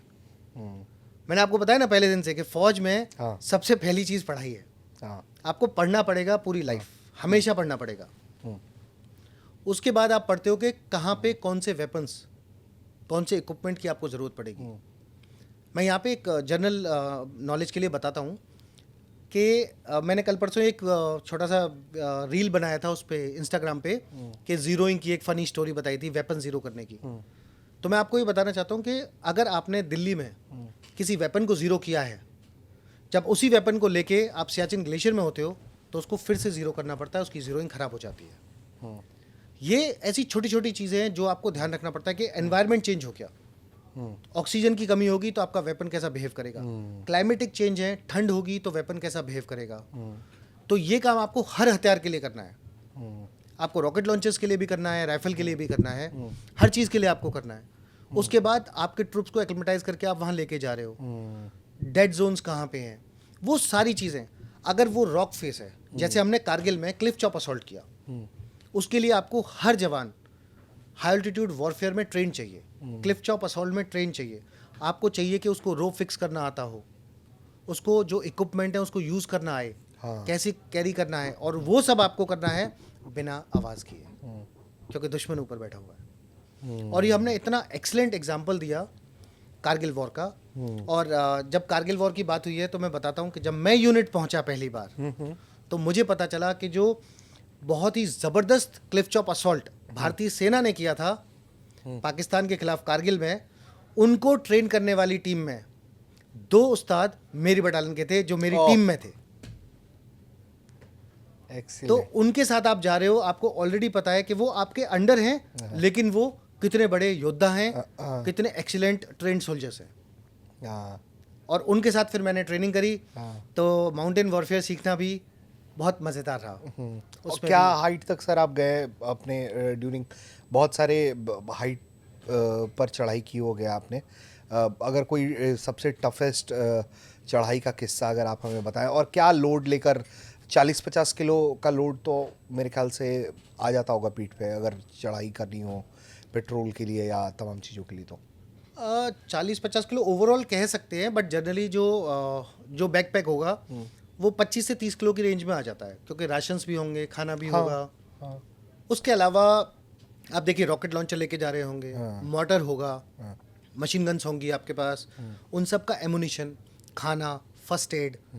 आप सर्दी में जा रहे हैं तो कोल्ड क्लाइमेट की क्लोथिंग अलग होती है, ईसीसी क्लोथिंग बोलते हैं हम, वो सारा कुछ आपके पास होगा, स्पेशल इक्विपमेंट होगा। तो ऐसे करके इतनी सारी तामझाम वो हो जाता है। तो एक चीज़ है कि वो वेट आप कैरी कर रहे हो, दूसरा आप उस वेट को कैरी कैसे कर रहे हो। फौज इतनी खूबसूरत ऑर्गेनाइजेशन है, आपको हर चीज़ का नियम है, लोगों ने रिसर्च करके, मेहनत करके, एक्सपीरियंस के साथ हर चीज़ बताई हुई है, आपको उसको समझना है और इम्प्लीमेंट करना है। तो आप चढ़ते हो एंड कुछ सिचुएशंस ऐसी आ जाती हैं कि जहाँ पे लगता है कि शायद ये कदम मेरी ज़िंदगी का आखिरी कदम हो। अच्छा, लेकिन उसके बाद भी फेस किया होगा। हाँ, और इसमें क्या होता है कि आप जब चल रहे होते हो, फॉर एग्जांपल आप 13,000-14,000 फुट की हाइट पे हो, आसपास कोई घास भी नहीं है, चारों तरफ बर्फ़ है, और आप उस बर्फ़ में भी ग्लेशिएटेड नाले से आप चढ़ के जा रहे हो। आपने क्रैम्पॉन्स पहने हुए हैं, कहीं कहीं आप रोप अप होके जा रहे हो एज अ टीम, और वहाँ पे आप जा रहे हो, हर कदम 6-6 इंच का, 4-4 इंच का कदम आप ले रहे होते हो। आप इतने थके हुए होते हो, इतना आपके ऊपर लोड होता है, बैटल लोड होता है, और दुश्मन कभी भी मिल सकता है। हाँ, और उस सिचुएशन में आप चल रहे होते हो। हाँ, फिर जब ये सिचुएशन आती है, जब भी कभी लाइफ में ये सिचुएशन आती है, तो मैं वापस से एनडीए पहुंच जाता हूँ, और एनडीए में हम एक कैंप करते हैं जिसका नाम होता है कैंप रोवर्स। अच्छा, जब कैंप रोवर्स मैंने कंप्लीट करा तो मेरे एक इंस्ट्रक्टर होते थे, कैप्टन गौतम। कैप्टन गौतम ने एक दिन मेरे को ऐसे कैंप रोवर्स ख़त्म होने के बाद मिले, मैंने हेलमेट पहना था, उन्होंने मेरे हेलमेट पे एक डंडा मारा, और उसके बाद बोले कि ऑलवेज रिमेंबर, तूने आज कैंप रोवर्स कर लिया है, तो जिंदगी में कुछ भी कर सकता है। अच्छा, ये ऐसा क्यों है लेकिन? Camp rovers under the age of 21 world का टफेस्ट कैंप है। अच्छा, इसमें कैडेट्स की जान गई है। ओके, इसमें फॉरेन टीम्स भी आई हैं जो गुम हो गई हैं, जिनको रेस्क्यू करके हेलीकॉप्टर से ढूंढ के निकाला गया है। ओके, कोई भी एक्सएनडीए ऐसा नहीं मिलेगा जो वो कोई भी कहानी सुनाएगा उसमें कैंप रोवर्स नहीं आ जाए। ओके। इट इज़ इतना टफ है वो कि आप जिंदगी भर उसको भूलते नहीं हो। क्या होता है अगर वो बताना? हाँ, मतलब कैंप रोवर्स तो नॉर्मल एक अंडर ट्रेनिंग मिलिट्री एक्सरसाइज है, जिसमें पॉइंट टू पॉइंट नेविगेशन होता है। मिलिट्री स्किल्स आप जब सीखना शुरू करते हो तो जैसे टेंट पिचिंग होगा, पॉइंट टू पॉइंट नेविगेशन होगा, और उसमें सबसे बड़ी चीज़ होती है जो उसका रन बैक होता है। तो 4-5 दिन के पूरा रगड़ा खाने के बाद, जंगल में रहने के बाद, है ना, फील्ड इंजीनियरिंग की कुछ एक्सरसाइजेज आप सीखते हो, आप ट्रेंचेस खोदना, वो सारी चीज़ आप सीख रहे होते हो। उसके बाद रन बैक होता है, जोश रन जिसको हम कहते हैं, जो मोटा मोटा आप जब चलते हो ऑन ग्राउंड तो लगभग 100 किलोमीटर के आसपास पहुंच जाता है, और आप एक रात में वो करके आते हो, जिसमें पूरा नेविगेशन आप कर रहे होते हो, आप रास्ते भूलते हो, आप पहाड़ों में फंसते हो, और ये इंश्योर किया जाता है कि आप वो रास्ते में फंस के और लौट के आओ। जैसे एक जगह हम एक फीचर था जिसको क्रॉस करना था, हाँ, तो हमने डिसाइड किया कि स्कर्ट करके जाने में समय ज़्यादा लगेगा, तो सीधा चढ़ जाते हैं। समझ में नहीं आ रहा था, नहीं मैप रीडिंग सीख रहे थे। हमारी टीम वहाँ पहुँची और हमारे सामने करीब 30-35 फुट का क्लिफ। ओके। अब कहाँ जाएं? और वो इतनी खड़ी चढ़ाई थी कि वहाँ से लौट के उतरने में भी हमें डर लग रहा था। हम बच्चे थे, हाँ, आप 18-19 साल के हो, आप बच्चे हो, और वहाँ पे आप फंस गए हो और पूरी टीम आपके ऊपर डिपेंड कर रही है। फिर आप उतर के आते हो, स्कर्ट करते हो और फिर दौड़ के जाते हो, और हर टीम को कहीं ना कहीं ऐसा फंसना पड़ता है। हाँ, किसी की चोट भी लगती है, आपको उसको कैरी भी करना है। आपके पास जो इक्विपमेंट है, वेपन है, वो भी आपको संभाल के रखना है। और फिर आप नेशनल डिफेंस एकेडमी पहुंचते हो सुबह सुबह, और वहाँ पे जाके आपको ऑब्स्टिकल कोर्स करना होता है। हाँ, तो ऑब्स्टिकल्स भी करने हैं, जो हम देखते हैं काफ़ी मूवीज़ वगैरह में दिखाते हैं ना, कि रोप से इधर से टाइगर लीप कर रहे हैं या कुछ भी कर रहे हैं। वो सारी चीज़ें आपको 100 किलोमीटर दौड़ने के बाद करनी है। बाप रे। Again it's all mental. तो जब मैं कश्मीर में 14,000 फुट पे, 15,000 फुट पे अपनी टीम को लेके क्रैम्पॉन्स पहन के बैटल रोड के साथ चढ़ रहा हूँ, तो मुझे पता है कि जब मैं छोटा बच्चा था मैं रोवर्स करके आया था। एग्जैक्टली। तो ऐसा कोई पहाड़ नहीं है, ऐसी कोई चट्टान नहीं है जो मेरे करेज, मेरी हिम्मत से ज़्यादा ऊंची है। वैसे भी अगर मैं गलत नहीं हूँ सर तो आप करेक्ट करिएगा, इंडियन आर्म फोर्सेस को लेकर एक बात जो वाइडली कही जाती है पूरी दुनिया में, और एक्सेप्टेंस भी है इस बात का, कि हम जैसा माउंटेन वॉरफेयर करते हैं वो दुनिया में कोई और नहीं कर सकता है। बात बिल्कुल सही है, लेकिन मैं उससे आगे एक कदम और बोलता हूँ। हाँ। सिर्फ माउंटेन वॉरफेयर नहीं, हाँ। कैसा भी वॉरफेयर। हाँ। इंडियन आर्मी का जो जवान है ना, हाँ, वो सूखी पूड़ी पे लड़ लेता है। हाँ, हम वो अमेरिका और दूसरे देश नहीं है कि बिस्लेरी चॉकलेट ड्रॉपिंग चाहिए, नहीं कराते। हाँ, कि बिस्लरी चाहिए और ये चाहिए और वो चाहिए। हमने गन शॉट वुल्ड में बनियान फाड़ के जख्म के अंदर घुसेड़ी है आदमी के। जो जवान, जो भारतीय सेना का जवान वो झेल जाता है, मतलब लड़के के पैर ट्रेनिंग में तो हमारी वैसे मतलब इफ आई में ट्रेनिंग भी है, हमारा डीएनए है भैया। हाँ, जब अमेरिका, इंग्लैंड ये कुछ होते ही नहीं थे, हम तो तब से बात कर रहे हैं। हम तो रामायण और महाभारत पढ़ते आ रहे हैं, हजारों साल पुरानी बातें पढ़ते आ रहे हैं। तो हमारा तो कॉन्सेप्ट ही अलग है। हमारा जवान अपनी इज्जत के लिए लड़ता है, जो वो देश का नमक खा रहा है उसके लिए लड़ता है, अपनी कौम के लिए लड़ता है, अपनी शान के लिए लड़ता है। हाँ, तो हमारा तो कॉन्सेप्ट ही अलग है। हम तो रोटी के लिए लड़ ही नहीं रहे, हम पैसे के लिए लड़ ही नहीं रहे, हम तो इज्जत के लिए लड़ रहे हैं, इज्जत के लिए लड़ रहा है। अपने मान सम्मान, अपने ऑनर के लिए लड़ रहे हैं। तो चाहे मैं जीतूं, चाहे मैं हारूं, चाहे मैं जिंदा लौटूं, चाहे मैं मर जाऊं, इज्जत के साथ कॉम्प्रोमाइज नहीं करूंगा, झुकूंगा नहीं। एक एक जवान, एक एक जेसीओ, एक एक अफसर के लिए मैं ये बात बोल सकता हूँ। अब जो आपने पॉइंट बोला माउंटेन वॉरफेयर, हिमालय तो हमारा पर्सनल है, तो हमसे अच्छा माउंटेन्स कौन जानता है। तो ये चीज़, और दूसरा मैं आपको मजे की बात बताता हूँ कि माउंटेन वॉरफेयर सिर्फ डोगरा, गढ़वाल, जम्मू कश्मीर वो नहीं कर रहे हैं, जाट कर रहा है, मराठा कर रहा है, मद्रासी कर रहा है। एग्जैक्टली। एक टाइम ऐसा था जब 5 मराठा बटालियन ने पूरी कारगिल हाइट्स को पाकिस्तान के अगेंस्ट एक बटालियन लड़ रही थी सिर्फ। जहां बाद में बहुत सारी फोर्स हमें भेजनी पड़ी। हॉस्टिलिटीज तब भी थी, शायद इतनी नहीं होंगी, लेकिन 5 मराठा वो वहां पे अकेली बटालियन लड़ रही थी। अब आप बताइए, महाराष्ट्रियन जाके हिमालय में और सुपर हाई ऑल्टीट्यूड में बैठ के पाकिस्तान को पीट के आता है। हाँ, मद्रास रेजिमेंट वो जाके पीट के आ रहे हैं। तो हिंदुस्तान सिर्फ माउंटेन वॉरफेयर नहीं, हम हर तरह के वॉरफेयर के लिए तैयार हैं। हमारा एक एक जवान इतना डिपेंडेबल है कि हम उसको आगे करके बाकी पूरा हिंदुस्तान आराम से सो सकता है। सर इसी को आगे अब हम कंटिन्यू करेंगे। अगर थोड़ा सा ऑपरेशनल पार्ट पर बात करते हैं, फिर जो इस पर हमारे दर्शकों की नज़र है आजकल, पाकिस्तान, चाइना, CIA, बांग्लादेश, उस पर भी हम बात करेंगे। ऑपरेशनल पार्ट की बात कर लेता हूं मैं कि कई ऑपरेशन किए हैं आपने। एक तो पहले बुनियादी सवाल का आप जवाब दे दीजिए, जो मैं चाहता हूं कि दर्शक को आप दे जवाब, कि हर ऑपरेशन होता है, हर काउंटर ऑपरेशन आज भी होता है, तो वहाँ RR की मौजूदगी होती है। तो ये तो हम जानते हैं कि कश्मीर में सेना की तरफ से RR ही मिलिटेंसी को हैंडल कर रही होती है। लेकिन RR ही क्यों चुनी गई, राष्ट्रीय राइफल्स क्यों चुना गया इसके लिए, इसके बारे में ज़रा बता दीजिए। और ये इतनी डेकोरेटेड यूनिट है कि वो सिर्फ कश्मीर में ही ऑपरेट करती है। ओके, आपने बहुत सारे सवालों को पूछा, तो हाँ। ये आई थिंक बहुत अच्छा सवाल है कि बच्चों को, एस्पिरेंट्स को और बाकी देश को भी थोड़ा सा कॉन्सेप्ट क्लियर होना चाहिए कि क्यों। जम्मू कश्मीर में जब टेररिज्म शुरू हुआ, पहली चीज़, मैं इसको कभी इंसर्जेंसी नहीं बोलता, ये टेररिज्म है। ठीक है। इंसर्जेंसी बाकी जगहों पे होती है, यहाँ पे टेररिज्म है। ठीक है। पहली चीज़, जब शुरुआत हुई तो जम्मू कश्मीर पुलिस ही इकलौती ऐसी एजेंसी थी जो इस टेररिज्म को झेल रही थी।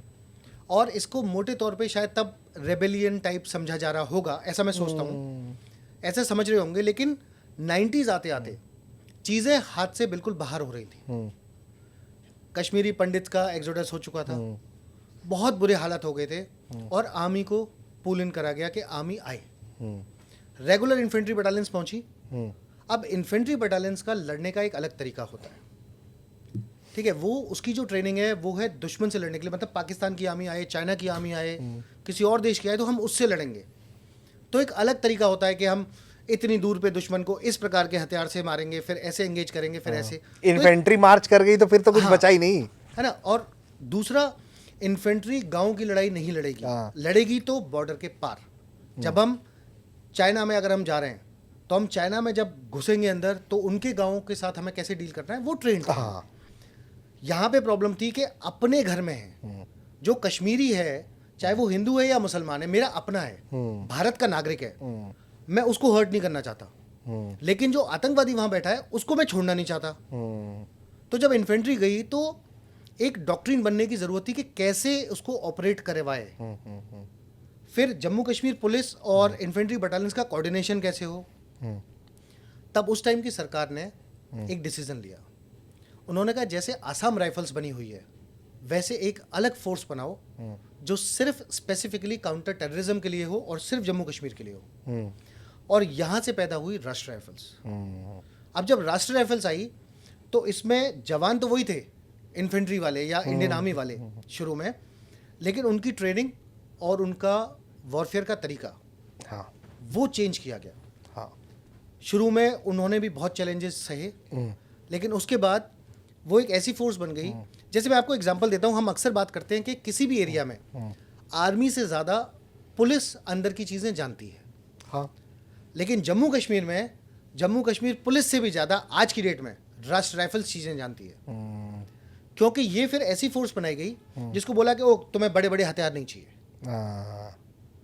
तुम पिन पॉइंट मारो। हाँ, जैसे आजकल वो वर्ड चलता है ना, सर्जिकल, हाँ, कि एक घर के अंदर हम जा रहे हैं तो वो एक ही घर में नुकसान होना चाहिए, उसके बगल वाले को भी ना हो। नहीं हो। हाँ, ये कोशिश की जाए कि कोलेटरल्स को मिनिमाइज करा जाए। हाँ, कर ही दिया है कोलेटरल्स, हाँ, मिनिमाइज बहुत मिनिमाइज आर्मी ने कर दिया, बिल्कुल मिनिमाइज कर दिया। इसीलिए आप जनरली जो देखोगे कि एक्सप्लोजिव भी बड़े कैलकुलेटेड और बहुत लिमिटेड यूज होते हैं। हाँ, हाँ, माइंस भी जो हम यूज करते हैं वो सिर्फ एंटी पर्सनल माइंस होंगी, और वो भी बहुत लिमिटेड। और खासतौर पे ज़्यादातर आप देखो तो क्लेमोरी हम यूज़ कर रहे होते हैं। मैंने एक्चुअली आरआर में कभी उसके अलावा कुछ यूज़ नहीं किया। मैं सिर्फ क्लेमोर माइंस यूज़ करी माइंस में, तो वो बड़ा पिन पॉइंटेड चला। अब ये जब फोर्स आई तो डिसाइड किया गया कि आसाम राइफल्स एक अलग टाइप की फोर्स है और राष्ट्रीय राइफल्स उससे थोड़ी डिफरेंट है। आसाम राइफल में जो ऑफिसर्स हैं वो आर्मी से जाते हैं, जो कमांडिंग ऑफिसर्स हैं और ऑफिसर्स वो आर्मी से जाते हैं, लेकिन जो उनके कार्डर्स हैं, जो जवान हैं, वो परमानेंट हैं। राष्ट्रीय राइफल्स में ऐसा नहीं है। राष्ट्रीय राइफल्स डेपुटेशन पे है, सब इंडियन आर्मी से, प्योर इंडियन आर्मी। तो जो ऑफिसर है, जो जवान है, वो सब के सब इंडियन आर्मी के हैं, लेकिन ये एक सेल्फ सस्टेनिंग यूनिट्स है। यानी कि इस यूनिट के अंदर इंजीनियर भी है, एएससी वाला भी है, डॉक्टर भी है, इन्फेंट्री भी है, सब है। और इस राष्ट्रीय राइफल्स ने पहले दिन से अपनी वर्थ प्रूव करी।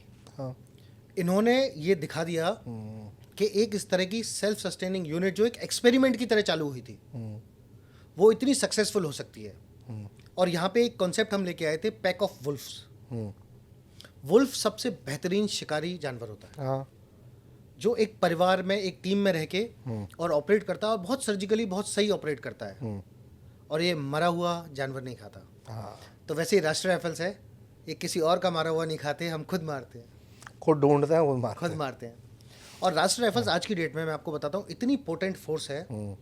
जम्मू कश्मीर में हर सेक्टर, हर बटालियन के एरिया में, हमारा जो एरिया है हम उसको पूरा डिटेल्स तक पहचानते हैं। हर गली, हर मोहल्ला, हर नल हमें पता है। हमें ये पता है कि किस घर में आतंकवादी कहाँ छुप सकता है, छुपने की जगह कहाँ है। तो अब एक तो नंबर्स वैसे ही कम हो गए, पाकिस्तान भेज भी नहीं पा रहा, पर अब अगर भेजेगा भी तो हमें पता है कि उसको कहाँ पे मारना है। सर, आरआर के साथ जो एक और खूबसूरत चीज़ है, मैंने देखा है कि जो आरआर में जवान है या अफसर है, दे लुक लाइक कश्मीरी। आप नहीं आइडेंटिफाई, हमारे ही है ना यार, बाहर के थोड़ी हैं। एग्जैक्टली, लेकिन मतलब वो जो एडेप्टेशन है ना, वो बहुत अद्भुत है वो। और अभी बीच में मैं एक तस्वीर बड़ी वायरल हुई कि एक रेड टी शर्ट, ऊपर से बुलेट प्रूफ जैकेट बंदे ने पहना, पटका लगाया हुआ है, और हाथ में गन है, and he is walking like something. और वो बहुत वायरल हुई वो तस्वीर। तो लोगों ने कहा कौन है क्या है, तो मैंने कहा कि मैं बता भी रहा था कुछ लोगों की आरआर का बंदा है, क्योंकि आरआर के बंदों को इस तरह की छूट होती है कि आप दाढ़ी भी बढ़ा सकते हो, चूँकि आपको एडेप्टेशन करना है, क्योंकि आपको लोकल से मिलना जुलना है। उसके बारे में अगर आप बात करें हमसे थोड़ा कि किस तरह का आपका आरआर में एक्सपीरियंस रहा, क्योंकि कहा तो ये भी जाता है ना कि आरआर वाले अब आ गए हैं तो कुछ लेके ही जाएंगे यहाँ से, मतलब इन दैट सेंस कि अगर वो उन्होंने घेर लिया है अगर आतंकी, तो खाली हाथ लौट के जाने का उनका सवाल नहीं बनता। देखिए, आपने बहुत सारी चीज़ें बोल दी, तो मैं आंसर देने की कोशिश करता हूँ। सर, सबसे पहली बात तो कश्मीरी, मैं पहले दिन से ये मानता हूँ कि जो कश्मीरी हैं वो मेरे अपने हैं। मुझे जितने भी टेररिस्ट, एंटी टेररिस्ट ऑपरेशंस मैंने करे, उनमें खबर देने वाले सारे में कश्मीरी थे, मुसलमान थे, और लड़के भी थे, लड़कियां भी थे, बच्चे भी थे, बुजुर्ग भी थे। तो कश्मीरी मेरे अपने हैं, पहली चीज़। जो आतंकवादी आ रहा है, जो टेररिस्ट आ रहा है पाकिस्तान से ट्रेनिंग लेके, पाकिस्तान के हथियार लेके, वो मेरा दुश्मन है, क्योंकि वो मेरे देश का दुश्मन है। और वो कश्मीरियों में जो थोड़े कम पढ़े लिखे हैं या बच्चे हैं, उनको गुमराह करते हैं। वो चीज़ काफ़ी हद तक कंट्रोल हो गई है। तो सबसे पहली चीज़ तो, अगर मैं उनके जैसा दिखता हूँ तो कोई परेशानी नहीं है। हाँ, मैं बस वो खूबसूरती बता रहा था आरआर की कि आरआर अडॉप्ट कर लेती है, जहाँ रहती है वैसा हो जाती है। उस पे आता हूँ। हाँ। जैसे आपने बोला कि हमारी वेशभूषा भी ऐसी हो जाएगी। तो जब आप राष्ट्रीय राइफल्स में होते हो तो आप रेगुलर आर्मी नहीं हो। ये माइंडसेट बिल्कुल क्लियर होना चाहिए। आप रेगुलर आर्मी नहीं हो, आप रेगुलर आर्मी के हो। अब यहाँ पे आपको जो ऑपरेट करना है वो प्योर काउंटर टेररिज्म करना है। आपको हो सकता है कोवर्ट ऑपरेशंस करने हो, जैसे मोहित शर्मा सर की कहानी सबको पता है, मैं बाकी नाम नहीं लेना चाहता। वो आपको करना पड़ेगा, तो आपको वैसा वेशभूषा लानी पड़ेगी। आप कश्मीरी लैंग्वेज भी सीखोगे, आप डोगरी भी सीखोगे, आप पंजाबी भी सीखोगे, आप उनके मैनरिज्म भी समझोगे, Exactly. आप फिरन भी पहनोगे, ठीक है, आप बैठ के कश्मीरी वाजवान भी खाओगे। वो सब आप करोगे, क्योंकि आपको कभी ओवर्टली दिखा के ऑपरेट करना होता है, कभी कोवर्टली छुप के ऑपरेट करना होता है। कभी आप एक बड़ी टीम लेके जाके ऑपरेशंस कर रहे होते हो, जैसे अभी थोड़े दिन पहले एक ऑपरेशन लॉन्च किया था जिसमें सारे जंगलों को छान मारा था। तो उसमें आप उसमें आपको कोई छुपने की ज़रूरत नहीं है, आप बिल्कुल वर्दी में जा रहे हाँ, होते हो। हाँ, हाँ। लेकिन कहीं पे आपको कोवर्टली ऑपरेट करना होता है, एक बहुत छोटी टीम लेके, शायद 4 लोग या कभी 8 लोग या उससे भी कम। आप ऐसी टीम्स में जा रहे होते हो। कभी कभी हमारे पास ऐसे एग्जाम्पल्स हैं जहाँ सिंगल व्यक्ति ने इन्फिल्ट्रेट करा है टेररिस्ट कार्डर में। आप सोचिए, एक अकेला व्यक्ति, वो भारत के किसी भी और कोने का रहने वाला है, और वो ट्रेनिंग लेता है, वो तैयारी करता है, वो फिर दाढ़ी उगाता है और जाके टेररिस्ट कार्डर्स में मिल के रहता है और मार के आता है। ये भी होता माय है। गुडनेस। और ये वो कहानियां होती हैं। और ये आरआर के लोग कर रहे होते हैं। आरआर करती है, आरआर करती है, स्पेशल फोर्सेस करते हैं, और हम ये चीज़ें कर रहे होते हैं। और ये ऐसी कहानियां मैं बताता हूँ मेरे यूट्यूब चैनल पे, जिसमें नाम नहीं होता, जिसमें लोकेशन नहीं होती, लेकिन जो एस्पिरेंट्स हैं उनको बताने का तरीका है कि आप ऐसे भी काम कर सकते हो। पर फौज में आपको काम तब मिलता है जब आप प्रूव करते हो कि आप उसके काबिल हो। आप वर्थ हैं उसके लिए। बिल्कुल बिल्कुल। तो वो सारी चीज़ें भी आप कर रहे होते हो। तो उस टाइम पे आपको जेल होना है, तो आप लोकल पॉपुलेस जैसे दिखने चाहिए। जैसे कहीं तो मेजर मोहित शर्मा का ही मैं नाम लेता हूँ कि मोहित सर के बारे में एक चीज़ पॉपुलर थी कि वो ऑपरेशन, जिस फेटल ऑपरेशन में हाँ। उनके साथ मतलब वी लॉस्ट हिम, वो और उससे पहले के भी ऑपरेशंस में वो ऐसा करते थे कि कैंप से निकल जाएंगे और वो नॉर्मल मार्केट में बैठे हुए, वो आपको चाय की टपरी पे बैठे हुए मिल जाएंगे और आप नहीं पहचान सकते उनको। आप पहचान नहीं सकते कि वो फौजी है। ओके। वो बिल्कुल नॉर्मल सिविल पॉपुलेशन के साथ मिले हुए हैं, आपको कोई डिफरेंस ही नहीं पता चलेगा। अच्छा। तो इस टाइप की सारी चीज़ें वो करनी होती हैं, तो आपको उनके साथ जेल भी होना पड़ेगा। और हर ऑपरेशन अपने चैलेंजेस लेके आता है। तो कहीं आपको थोड़ा मुंह ढक के करना होता है, कहीं दिन में, कहीं रात को करना होता है। ओके सर, तो अब आते हैं हम आपके ऑपरेशन, वास्ट ऑपरेशंस के। आपने एक ऑपरेशन का एक्सपीरियंस साझा किया, जो ट्रेनिंग स्कूल की बात थी, या जब आप लोग दाखिल हो रहे थे पहली बारी तब की। ड्यूरिंग योर वर्क एक्सपीरियंस और पूरा जम्मू कश्मीर का जो वो रहा, टफेस्ट ऑपरेशन क्या रहा? क्योंकि एक तो हिस्से पे हम बात करेंगे जब आप लोगों ने जब 5 पाकिस्तानी आतंकी मेरे ख्याल से मारे थे, उसके अलावा कुछ ऑपरेशन के दौरान के किस्से अगर आप बताना पसंद करें, या आपके बड़ी जो रहे होंगे उनको लेकर क्या कोई वैसा कभी किस्सा हुआ कि डांट दिया आपने, या आपको कभी डांट पड़ी हुई इन सब चीज़ों के लिए? वेल, देखिए, हर ऑपरेशन अपने आप में टफ होता है। हर ऑपरेशन पे जब आप निकल रहे होते हो तो थोड़ी हार्ट बीट तेज होती है, थोड़ी सांस ऊपर नीचे होती है, और वो इसलिए नहीं होती कि सामने दुश्मन होगा या क्या होगा। वो इसलिए होती है कि एज एन ऑफिसर आप एक टीम लेके जा रहे हो अपने साथ। मैं जब भी कहीं बात होती है तो मैं हमेशा बोलता हूँ कि मेरा सबसे बड़ा मेडल ये है कि मेरे साथ जो भी ऑपरेशन में गए सब सही सलामत हैं। यस। हर कोई मेरे साथ वापस आया। मेरे को कभी ऐसा चैलेंज नहीं आया लाइफ में कि मुझे ये लगे कि इसको मैं कैसे बचा लूँ। ओके। तो चाहे उसमें ये समझ लीजिए कि हमारे ऑपरेशनल प्लान बहुत अच्छे थे, या हमारी किस्मत बहुत अच्छी थी, या भगवान की सीधी नज़र थी। हाँ। जो भी कारण रहा हो, सबसे बड़ा मेडल ये होता है। और हर ऑपरेशन में जान का रिस्क होता है।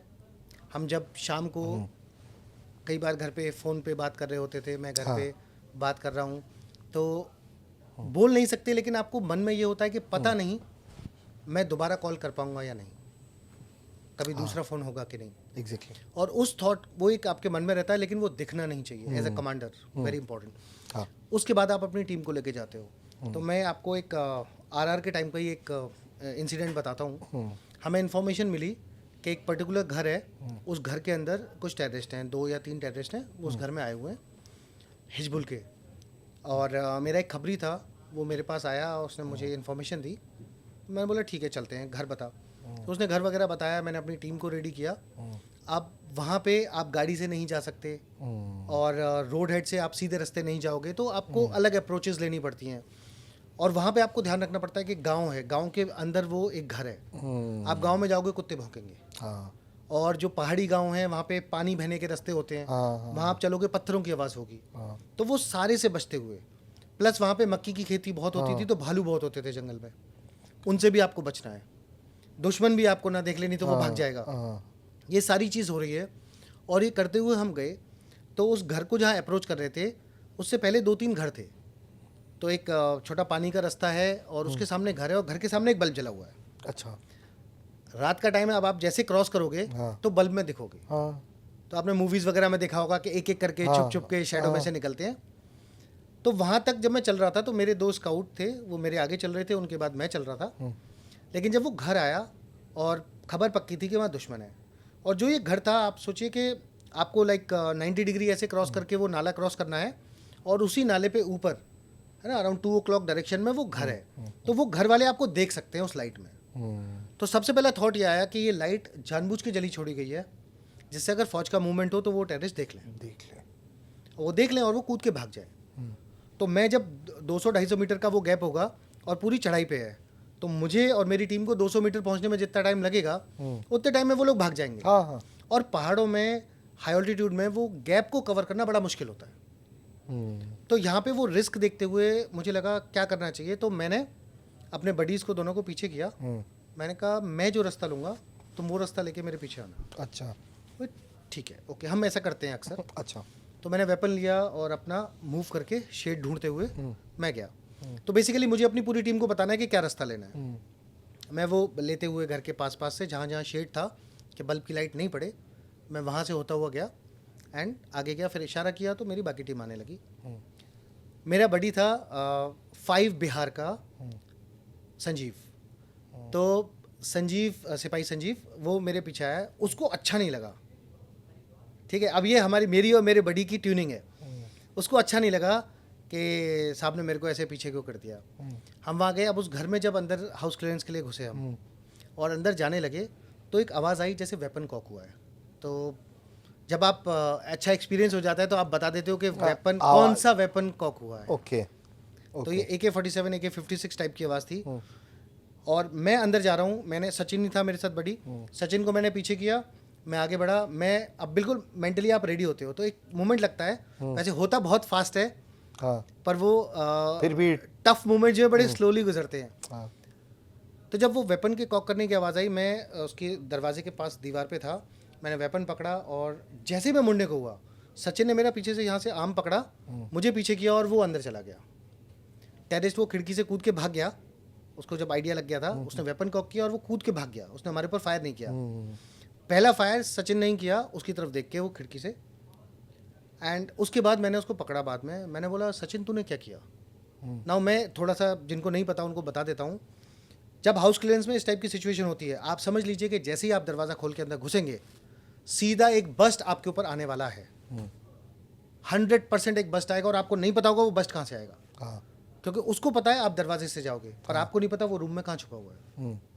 और ऐसे में एक बहुत बड़ा चांस होता है कि आप जिंदा नहीं लौटोगे।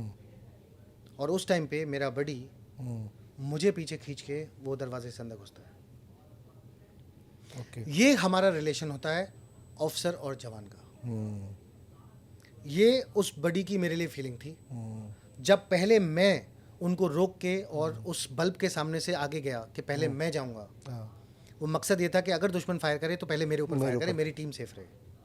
और जब सचिन ने उसी दिन मेरे को पीछे करके और वो खुद अंदर गया तो वो इस तरीके से था कि अगर पहले गोली आए तो मेरे ऊपर आए, सांप को ना लगे। इससे बड़ा एग्जाम्पल हमारे ब्रदरहुड का, हमारे टीम स्पिरिट का क्या हो सकता है। तो ये आजकल सर मैं इसमें मेंशन कर दे रहा हूँ, तो आजकल कुछ लोग हैं जो बड़ा इस पर बात करते हैं और विवाद खड़ा करने की कोशिश भी कर रहे हैं कुछ लोग कि they are not being well treated, बहुत डिस्क्रिमिनेशन है, इस तरह के। आपने भी अगर सुने हो इस तरह के जो आरोप लगाए जा रहे हैं, कुछ लोग जो कभी विद इन यूनिफॉर्म रहे और वो बाहर निकल के इस तरह की बात कर रहे हैं, उसको लेकर क्या कहना चाहेंगे? देखिए मैं समझ रहा हूँ आप जिनकी बात कर रहे हैं, एक कोई बहुत बड़े पॉडकास्ट चैनल पे भी वो गए थे। आई थिंक मैं तो सबके नाम लेता हूँ तो मेजर कविश की शायद आप बात कर रहे हैं। मैंने भी 1-2 इंस्टाग्राम पे रील्स वगैरह देखी और जो लोग मुझसे कनेक्टेड हैं सोशल मीडिया पे उन्होंने मुझे काफ़ी रील्स वीडियोस के लिंक्स भी भेजे, मैंने देखे। वेल मुझे नहीं पता वो किस फ्रेम ऑफ माइंड से बात कर रहे हैं। इंडियन आर्मी में मैं रहा हूँ 1 दशक से ज़्यादा। मैंने NDIMA से ट्रेनिंग करी है। मुझे सिखाने वालों में ऑफिसर्स भी थे, JCOs भी थे, जवान भी थे। मैंने जब ऑपरेट करा है, मैं कुछ ऐसे ऑपरेशंस भी लीड किए हैं जिसमें मेरे अंडर ऑफिसर्स भी थे, JCOs भी थे और जवान तो हमेशा ही थे। कोई भी टीम सक्सेसफुल तब होती है जब उसके हर टीम मेंबर को एक इम्पॉर्टेंट रोल होता है जिसको वो बखूबी प्ले करता है। जैसे आपके ही चैनल पे अभी थोड़े दिन पहले हवलदार नंद किशोर आए थे, जो 21 SF के स्नाइपर रहे हैं उस बटालियन में। जब मैं अपनी टीम लेके जा रहा हूँ तो मेरे साथ नंदू जैसे भी लोग हैं जो अपने स्नाइपिंग में टॉप हैं। मेरे पास वो भी हैं जो मोटर फायरिंग में टॉप हैं। मेरे पास वो है जो रॉकेट लॉन्चर के साथ टॉप है।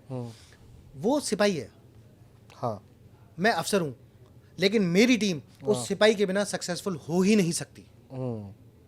तो ये कह देना कि कोई डिस्क्रिमिनेशन है, वो कैसे कर सकता हूँ मैं डिस्क्रिमिनेट जिस टीम के साथ मेरी जिंदगी और मौत का सवाल उठ रहा है। जिस जवान के साथ जाके मैं ऑपरेट कर रहा हूँ, जिस जवान के साथ मैं दुश्मन को फेस कर रहा हूँ, जब मैं और मेरा बडी बैठते हैं तो वो ड्यूटी देता है, मैं रिलैक्स करता हूँ, मैं ड्यूटी देता हूँ, वो रिलैक्स करता है। टीम में हर व्यक्ति इंपॉर्टेंट होता है और हर किसी का अपना टेक केयर करना पड़ता है। तो अगर कोई व्यक्ति, आप सोचिए, अगर मैंने एग्जांपल दिया था मेरा और मेरे बडी का, अगर हम दोनों के बीच में डिफरेंस होता तो वो कहता तू मर, मैं कहता तू मर। अगर इनकी तरह बात की जाए तो जो वर्दी आप पहन के आ रहे हो उसके बारे में आप इतना नेगेटिव मत बोलो यार। ठीक है, मैं भी तो मेजर से रिटायर हुआ, मैं एक्सीडेंट दिया था। मैं भी तो सोचता था, मैं अभी तो होता, मैं सोच रहा होता कि मैं कर्नल होता और सोच रहा होता कि ब्रिगेडियर कैसे बनूं, कौन सी पढ़ाई करनी है मुझे, कौन से कोर्सेज करने हैं। एग्जैक्टली। अब मैं क्या करूं, मैं मेजर से आ गया तो मैं फौज को बुरा बोलूं? नहीं, ऑपरेशनल हजार्ड है, गए ऑपरेशन में चोट लगी, चीजें होंगी, राइट। और बात ये नहीं होती कि एक इंडिविजुअल ये अफसर है, नाम से नहीं होता इंडिविजुअल। कोई ऑफिसर एक इंडिविजुअल नहीं होता, कोई जवान एक इंडिविजुअल नहीं है, ये एक इंस्टीट्यूशन है। भारतीय सेना का जवान एक इंस्टीट्यूशन है, आप उसे पर्सोनिफाई मत कीजिए। इंडियन आर्म फोर्सेस का ऑफिसर एक इंस्टीट्यूशन है, आप उसे भी पर्सोनिफाई मत कीजिए। एक इंसान गलत हो सकता है, एक इंस्टीट्यूशन नहीं। एक जवान है, उसका एक पर्टिकुलर काम है, उस काम के लिए आया है और उसके लिए उसने बार बार प्रूफ करा है कि भारतीय सेना का जवान दुनिया के किसी भी सेना के जवान से बेहतर है, हर किसी से लड़ने के लिए तैयार है। और इंडियन आर्म फोर्सेस का एज एन ऑफिसर, अब मैं इंडिविजुअली बताता हूँ कि एज एन ऑफिसर मैंने जो कुछ भी करा, जहां भी मुझे जो भी सफलता मिली, उसमें मेरे एक एक जवान का योगदान है जिसको मैं कभी छोटा नहीं मान सकता। मेरे योगदान से ज्यादा मेरे हर जवान का योगदान है। तो जो भी आदमी एक अफसर और जवान के बीच में कोई भी रिफ्ट पैदा करने की कोशिश कर रहा है, मुझे लगता है उसको अपना मुंह बंद कर लेना चाहिए, क्योंकि जो मेरे मन में शब्द आया था उसके लिए कहने के लिए, वो मैं उनके लिए बोलता हूं जो पाकिस्तानियों के साथ मिलकर देश को नुकसान पहुंचाते हैं। आपने जो वर्दी पहनी, जो ऑलिव ग्रीन्स आपने पहने, मेरी जिंदगी में मेरी इज्जत है कि मैं फौज का एक अफसर था। उसके बारे में तुम कीचड़ उछलने की कोशिश कर रहे हो, तो तुम तो वही हो गए जो प्रोपेगेंडा करते थे कि इंडियन आर्मी ने निर्दोष को मार दिया, बेकसूरों को मार डाला। तो तुम भी जाओ फिर वहीं रह लो। ओके सर, हम आगे बढ़ते हैं। एक आपके ऑपरेशंस पर हम बात करेंगे जो आपके लिए ज़िंदगी का एक टर्निंग पॉइंट रहा। समहाउ आप वो नहीं चाहते होंगे। उस ऑपरेशन के बारे में बात कर रहे हैं जिसमें आप लोगों ने 5 पाकिस्तानी टेररिस्ट मारे आप लोगों ने। सर, तो उसके बारे में अगर आप बताना पसंद करें, जितना भी आप उसको डिक्लासीफाई कर पाएँ, ज़्यादा नहीं, जितना भी आप बेहतर समझें कि क्या हुआ था, कैसे हुआ था और क्या। वो एक ऐसे स्टार्ट करता हूँ कि बहुत अच्छा एक ऑपरेशन हो सकता था और थोड़ा बीच में ग्लिचेस आए, लेकिन उसके बाद हमने सारे वो टेररिस्ट मारे। तो ये लश्कर-ए-तौयबा के टेररिस्ट थे और इसकी ग्रेविटी इस तरीके से बता देता हूँ कि जब इनको हमने मार दिया तो पाकिस्तान की तरफ से इंटरसेप्ट्स हुए थे जिसमें वो लोग हाय हाय कर रहे थे, अपनी छाती पीट रहे थे कि हमने किस किस को मारा। ये लश्कर-ए-तौयबा के 5 टेररिस्ट थे। ये आ रहे थे और हम काफ़ी दिन से इनको ढूंढ रहे थे। ये लोग सैटेलाइट फ़ोन्स यूज़ कर रहे थे और छोटी मोटी इन्फॉर्मेशन आती थी और एग्जैक्ट थोड़ी सी स्पूफिंग थी, तो एग्जैक्ट इनके ग्रिड रेफरेंसेस नहीं मिल पा रहे थे। तो हमारी कई टीम्स थी जो ऑपरेट कर रही थी, हम इनको सर्च कर रहे थे। फिर लगा कि कुछ कंफर्म नहीं हो पा रहा है कॉन्क्रीट, तो हम रेगुलर अपने बाकी काम पे लग गए, इनको बहुत ज़्यादा फोकस नहीं कर रहे थे। फिर एक दिन मैं सेक्टर हेडक्वार्टर्स गया हुआ था, वहाँ से लौट के आया तो कमांडिंग ऑफिसर ने एकदम से बोला कि तुरंत ऑपरेशन लॉन्च करना है। मैंने कहा ठीक है, अच्छी बात है। हमने उनके रूट्स देखे कि कहाँ कहाँ से आ सकते हैं, और हम 2 टीम्स लगे। एक दूसरे ऑफिसर थे, अभी उन्होंने रिटायरमेंट ले लिया है, मेरे सीनियर हैं कर्नल गैरोला। तो कर्नल गैरोला और उनकी टीम लगी थी एक जगह, और दूसरी जगह मेरी टीम लगी हुई थी।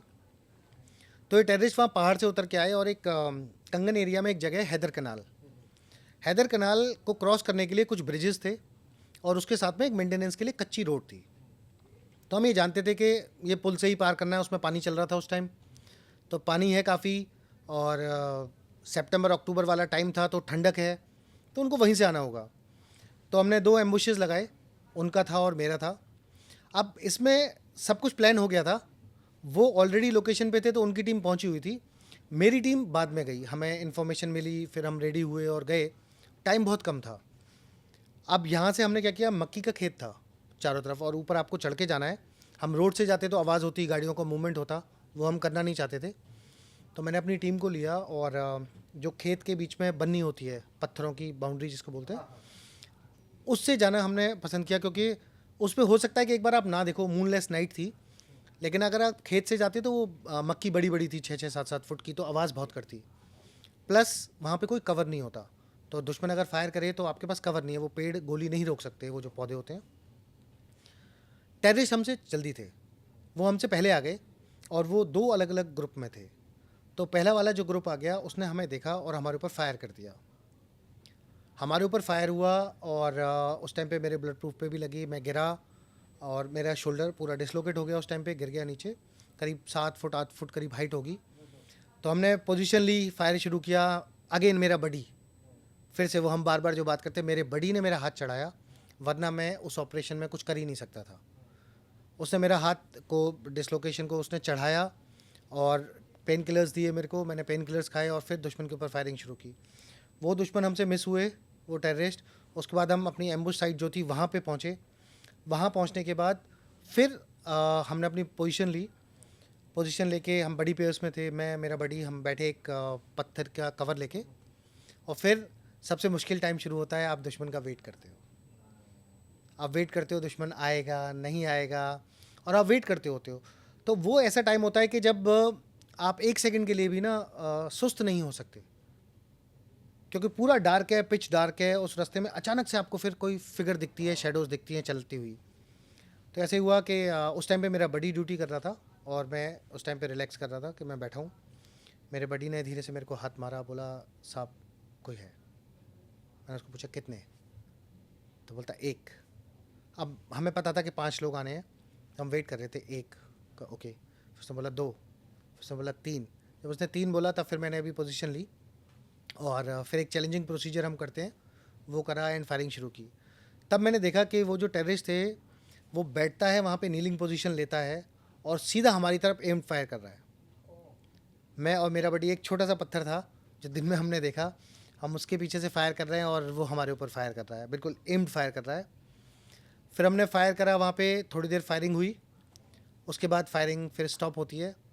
और जब मैं आपको ये बता रहा हूँ तो मुझे वो बिल्कुल दिख रहा है कि वो किस तरीके से वहाँ पे उसने पोजीशन ली और कैसे वो फायर कर रहा है, और उसका फ्लैश दिख रहा है। तो रात में क्या होता है कि आपको लगता है कि वो बहुत दूर है, लेकिन जब गोली चलनी शुरू होती है तो आपको पता चलता है ये बहुत पास है, एंड सुबह जाके आपको पता चलता है कि ये तो सच में बहुत पास था। फिर वहाँ पे एक्चुअली कुछ ये भी हो गया कि हमारा थोड़ा सा वो प्लान गड़बड़ हो गया, जब हमारे ऊपर पहले से फायर हो गया, तो बहुत अच्छे से वो एम्बुश नहीं कर पाए हम। लेकिन वहाँ पे हमने एक टेररिस्ट मारा, एक टेररिस्ट उसी दिन मर गया था वहाँ पे, और ये 4 उसमें से भागे, जो फिर वो उसके सब्सिक्वेंट ऑपरेशन चलता रहा, छोड़ा नहीं। राष्ट्र राइफल्स थे ना, छोड़ तो सकते नहीं थे।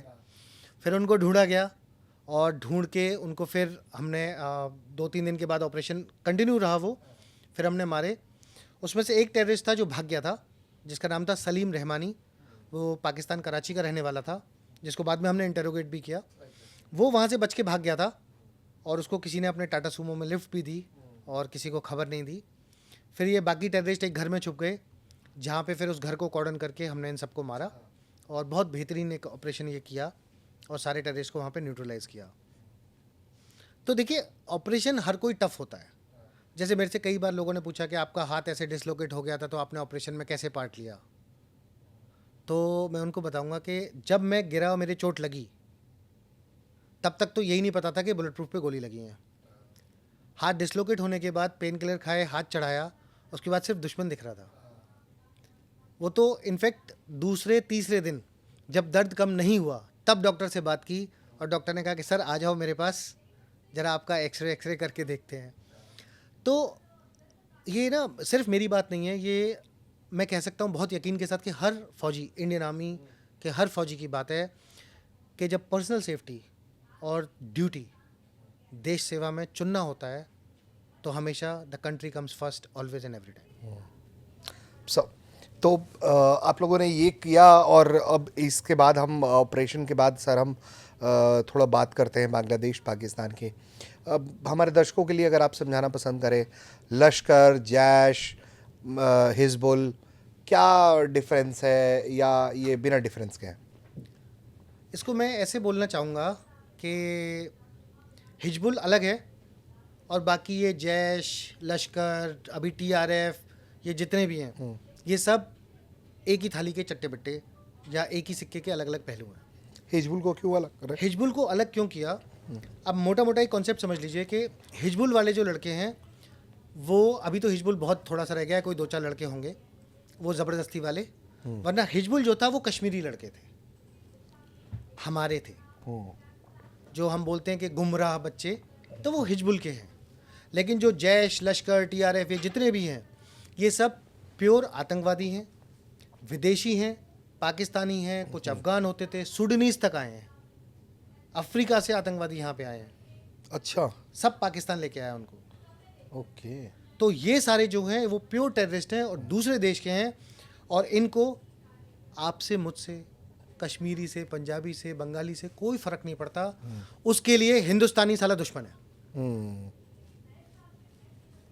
तो जब लोग बोलते हैं ना कि सुधार, तो हिजबुल के किसी बच्चे के लिए फिर भी मैं सोच सकता हूँ, लेकिन ये जो आतंकवादी हैं मुझे लगता है इनके लिए सिर्फ एक ही उपाय है, ठोको सालों को। कोई सवाल नहीं, कोई फालतू बकवास नहीं। वो दूसरे देश से आया है, आतंकवादी है, मेरे घर में रहेगा तो नुकसान ही करेगा। एग्जैक्टली। उसको ठोक दो वहीं पे, मेरा ये मानना है। तो ये इनका बेसिक डिफरेंस है। और हिजबुल कार्डर्स तो जनरली अभी ख़त्म है। अभी पिछले कुछ सालों में इतने जॉब एवेन्यूज़ आए हैं, कश्मीर के बच्चे, लड़के लड़कियां बाहर पढ़ रहे हैं, अच्छे अच्छे कॉलेजेस में, अच्छी अच्छी जगह पे पढ़ रहे हैं। पहले ये नंबर्स कम थे, अभी बहुत ज़्यादा हैं। तो वो पूरे देश में जा रहे हैं, हर जगह पढ़ रहे हैं, उनके माइंड ओपन अप हो रहा है, उनको समझ में आ रहा है कि उनके बड़ों ने कश्मीर में कितना नुकसान करवा दिया।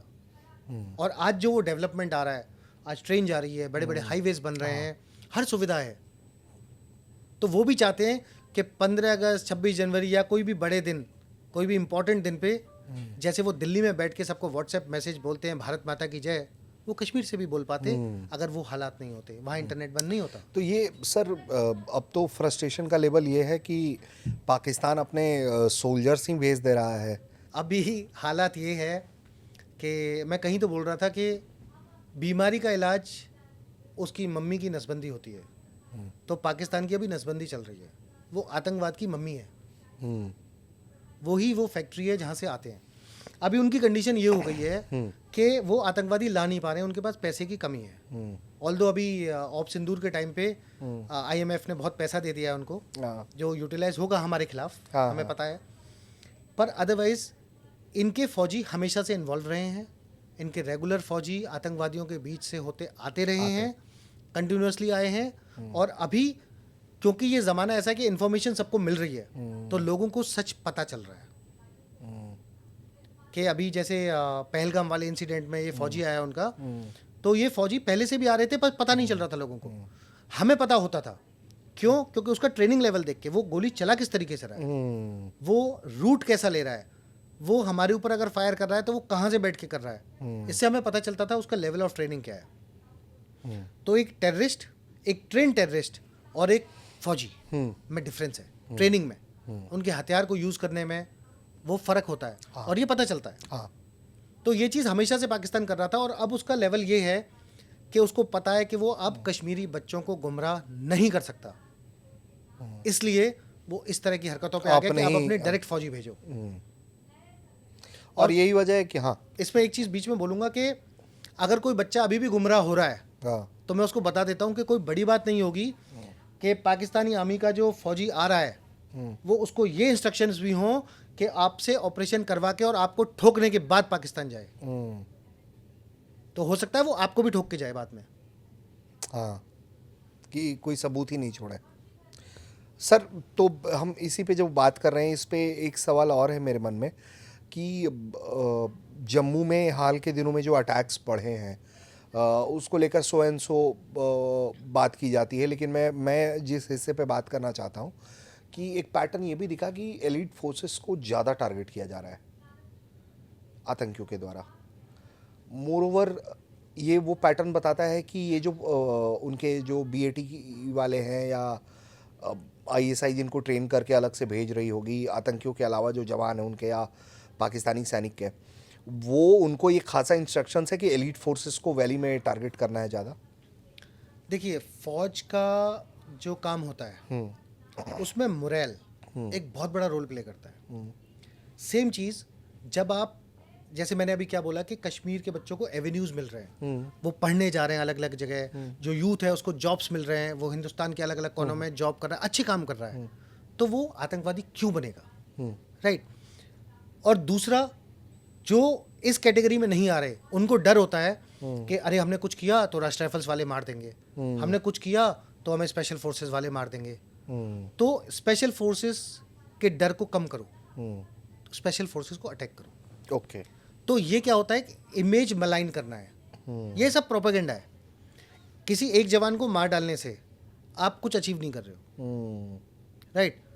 चाहे हमारा जवान चला गया, चाहे हमने जाके वहाँ पे मारे, और मैं बता देता हूँ कि हमने भी बहुत मारे हैं, तो हम जाके वहाँ पे मारते हैं तो उससे पाकिस्तान की सेना पूरी ख़त्म नहीं हुई, लेकिन मोरल डाउन हो रहा है।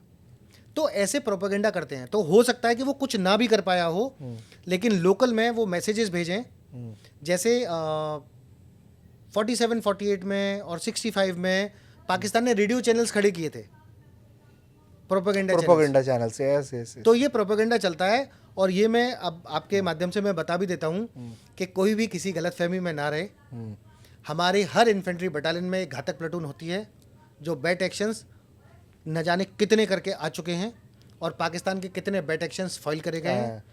उसके बाद जब स्पेशल फोर्सेस आती है तो हम देख चुके हैं पाकिस्तान में कहाँ कहाँ सर्जिकली कितने कितने मारे जा चुके हैं, और भी बहुत जगह हैं जो बताना नहीं चाहिए।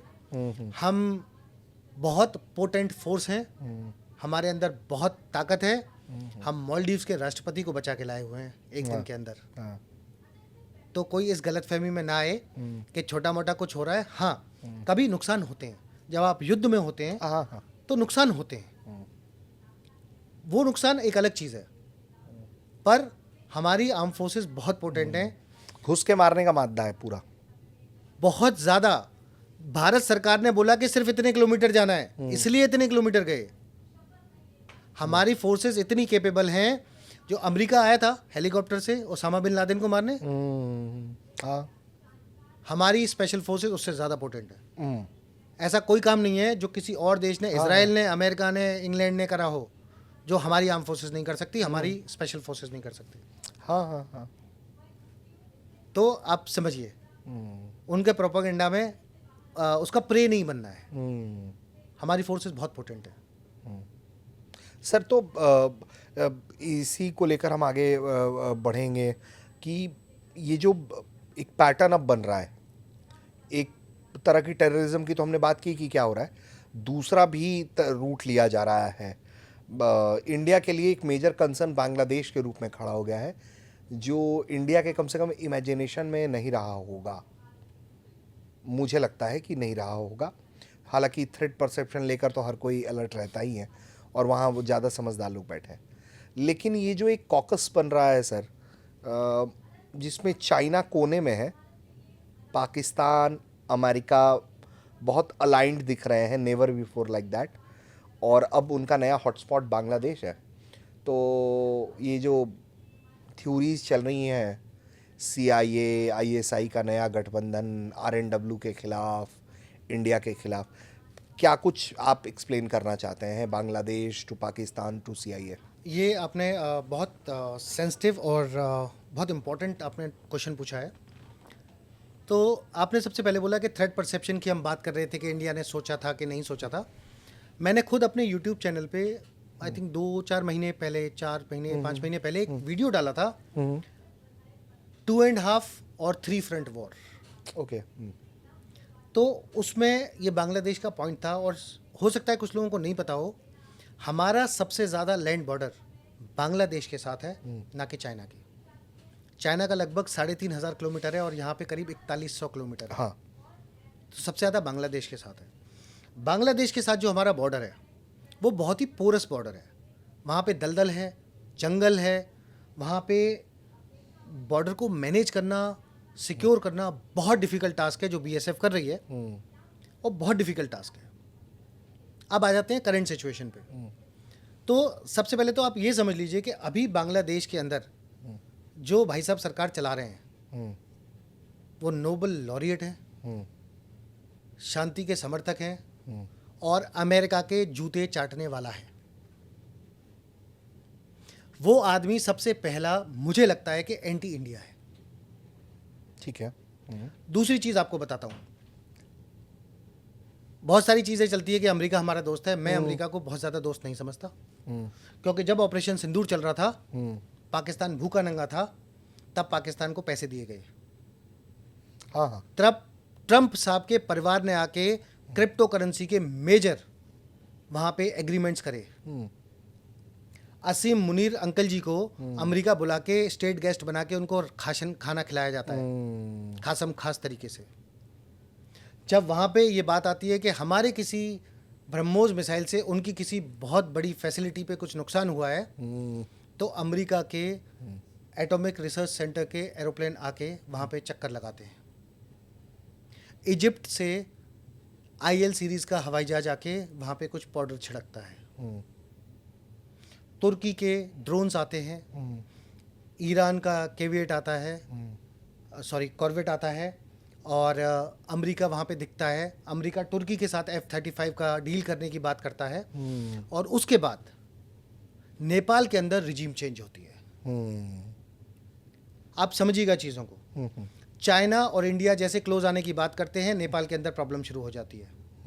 वहाँ की रिजीम चेंज करी जाती है, क्योंकि वहाँ के जो शासक हैं वो अमेरिका को ज़्यादा दोस्ती नहीं कर रहे थे, फुटप्रिंट्स नहीं देना चाहते हैं, नहीं देना चाहते। एग्जैक्टली।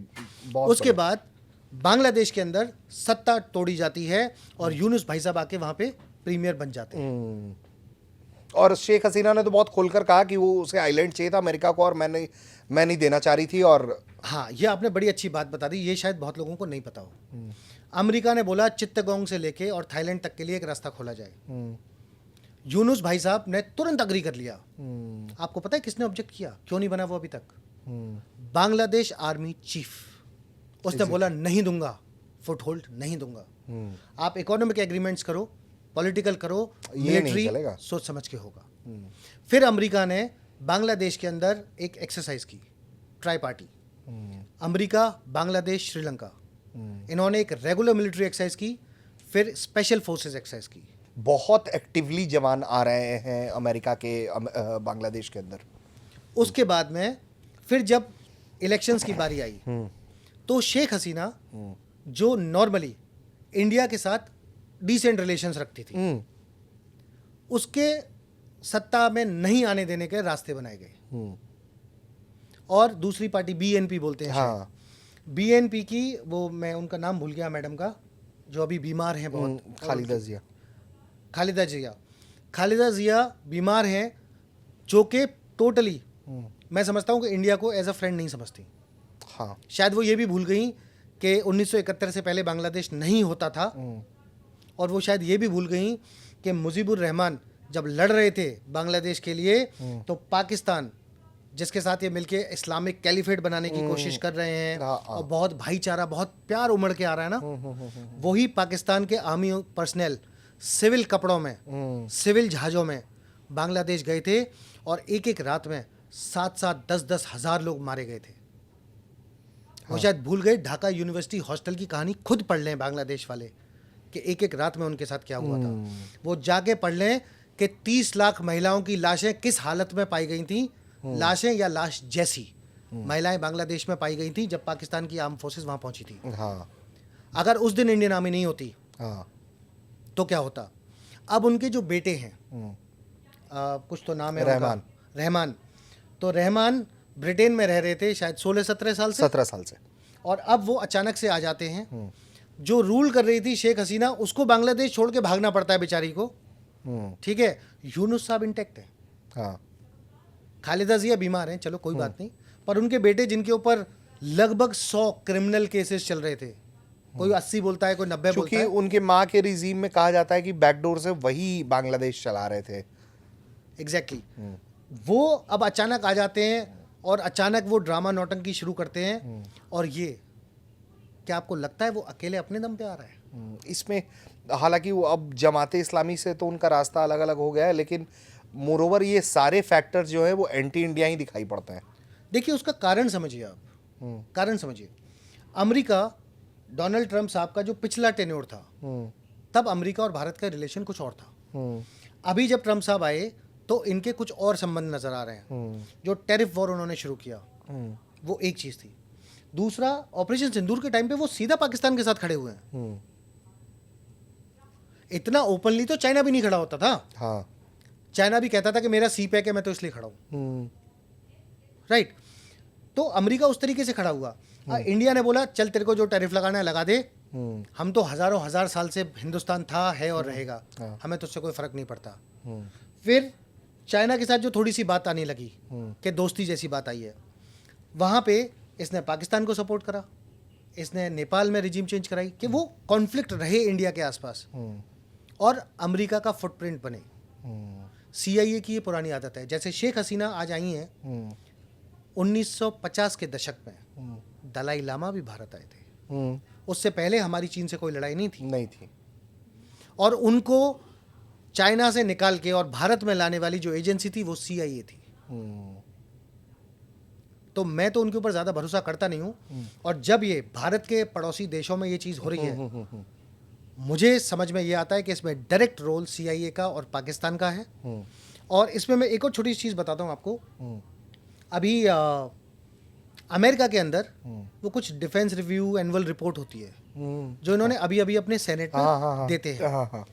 उसमें एक बड़ा चैप्टर, बड़ा फोकस इंडो चाइना रिलेशंस के ऊपर है, जिसमें जानबूझ के अरुणाचल प्रदेश का नाम लिया गया कि इंडिया और चाइना के बीच में दोस्ती नहीं होनी चाहिए। तो इंडिया और चाइना की दोस्ती मत होने दो, पाकिस्तान को सपोर्ट करो, नेपाल को डिस्टर्ब कर दो, बांग्लादेश को डिस्टर्ब कर दो, या खुद पहुंच जाओ, अपनी मिलिट्री प्रेजेंस रखो, तो डोमिनेट तो मैं ही करूंगा। इस माइंडसेट के साथ वो चल रहे हैं। एशिया में चूंकि और कहीं फुटहोल्ड है नहीं, इंडिया अपनी जमीन देगा नहीं, चाइना से आपका 36 का आंकड़ा है, और अगर आप लैंडस्केप देखिए तो फिर कहीं जगह बचता नहीं है उसके लिए बहुत ज़्यादा इस तरफ के लिए। तो उसके लिए एक पाकिस्तान जो है वो सस्ता जो है वो जुगाड़ है। अफ़गानिस्तान पर तो आप लग के उससे देख चुके हैं, तालिबान से उसने आपको बता दिया कि व्हाट दे आर।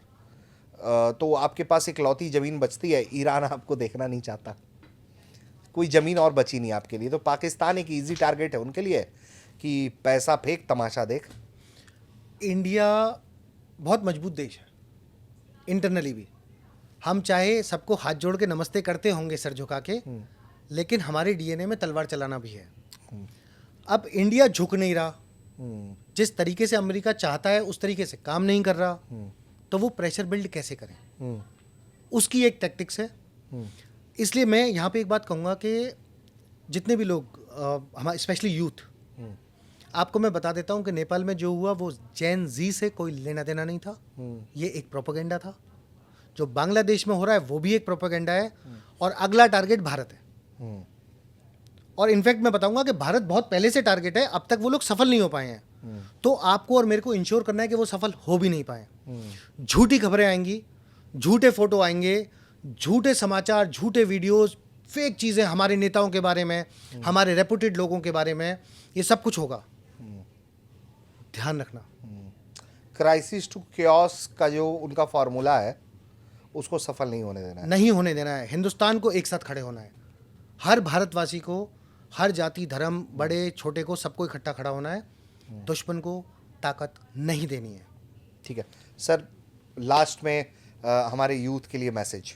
यूथ के लिए मैं सबसे पहले एक चीज़ बोलता हूँ, आप लोग बहुत पोटेंट हो, बहुत कैपेबल हो, बहुत दमदार हो, बहुत जोशीले हो। जोश को सही डायरेक्शन दे के रखना। हिंदुस्तान हज़ारों हज़ार साल से जैसे ताकतवर रहा है, आज जैसे ताकतवर है, फ्यूचर में उससे ज़्यादा ताकतवर रहना। और ये जिम्मेदारी आपकी है। ये जिम्मेदारी आपकी है कि भारत को नई वर्कफोर्स और भी बेहतर देनी है, बहुत बेहतर देनी है, और हिंदुस्तान को सबसे कामयाब और सबसे ताकतवर देश बनाना है। सर आप ने अपना वक्त निकाला, आपने हमसे बातचीत के लिए वक्त दिया, इसके लिए बहुत बहुत धन्यवाद आपका। आपने मुझे बुलाया, आपके पास आके मुझे बहुत अच्छा लगा। Thank you very much. और आई होप मेरी कोई बात किसी बच्चे को, किसी भारतीय को अच्छी लगे और वो कुछ अच्छा करे लाइफ में। मुझे बहुत खुशी महसूस होगी। हम उम्मीद करते हैं कि आपका एक्सपीरियंस अच्छा रहा हो बातचीत करने का। बहुत अच्छा रहा आपके साथ। सर तो दोस्तों, आपने सुना मेजर साहब को कि किस तरह से एक लाइफ होती है फौजी की।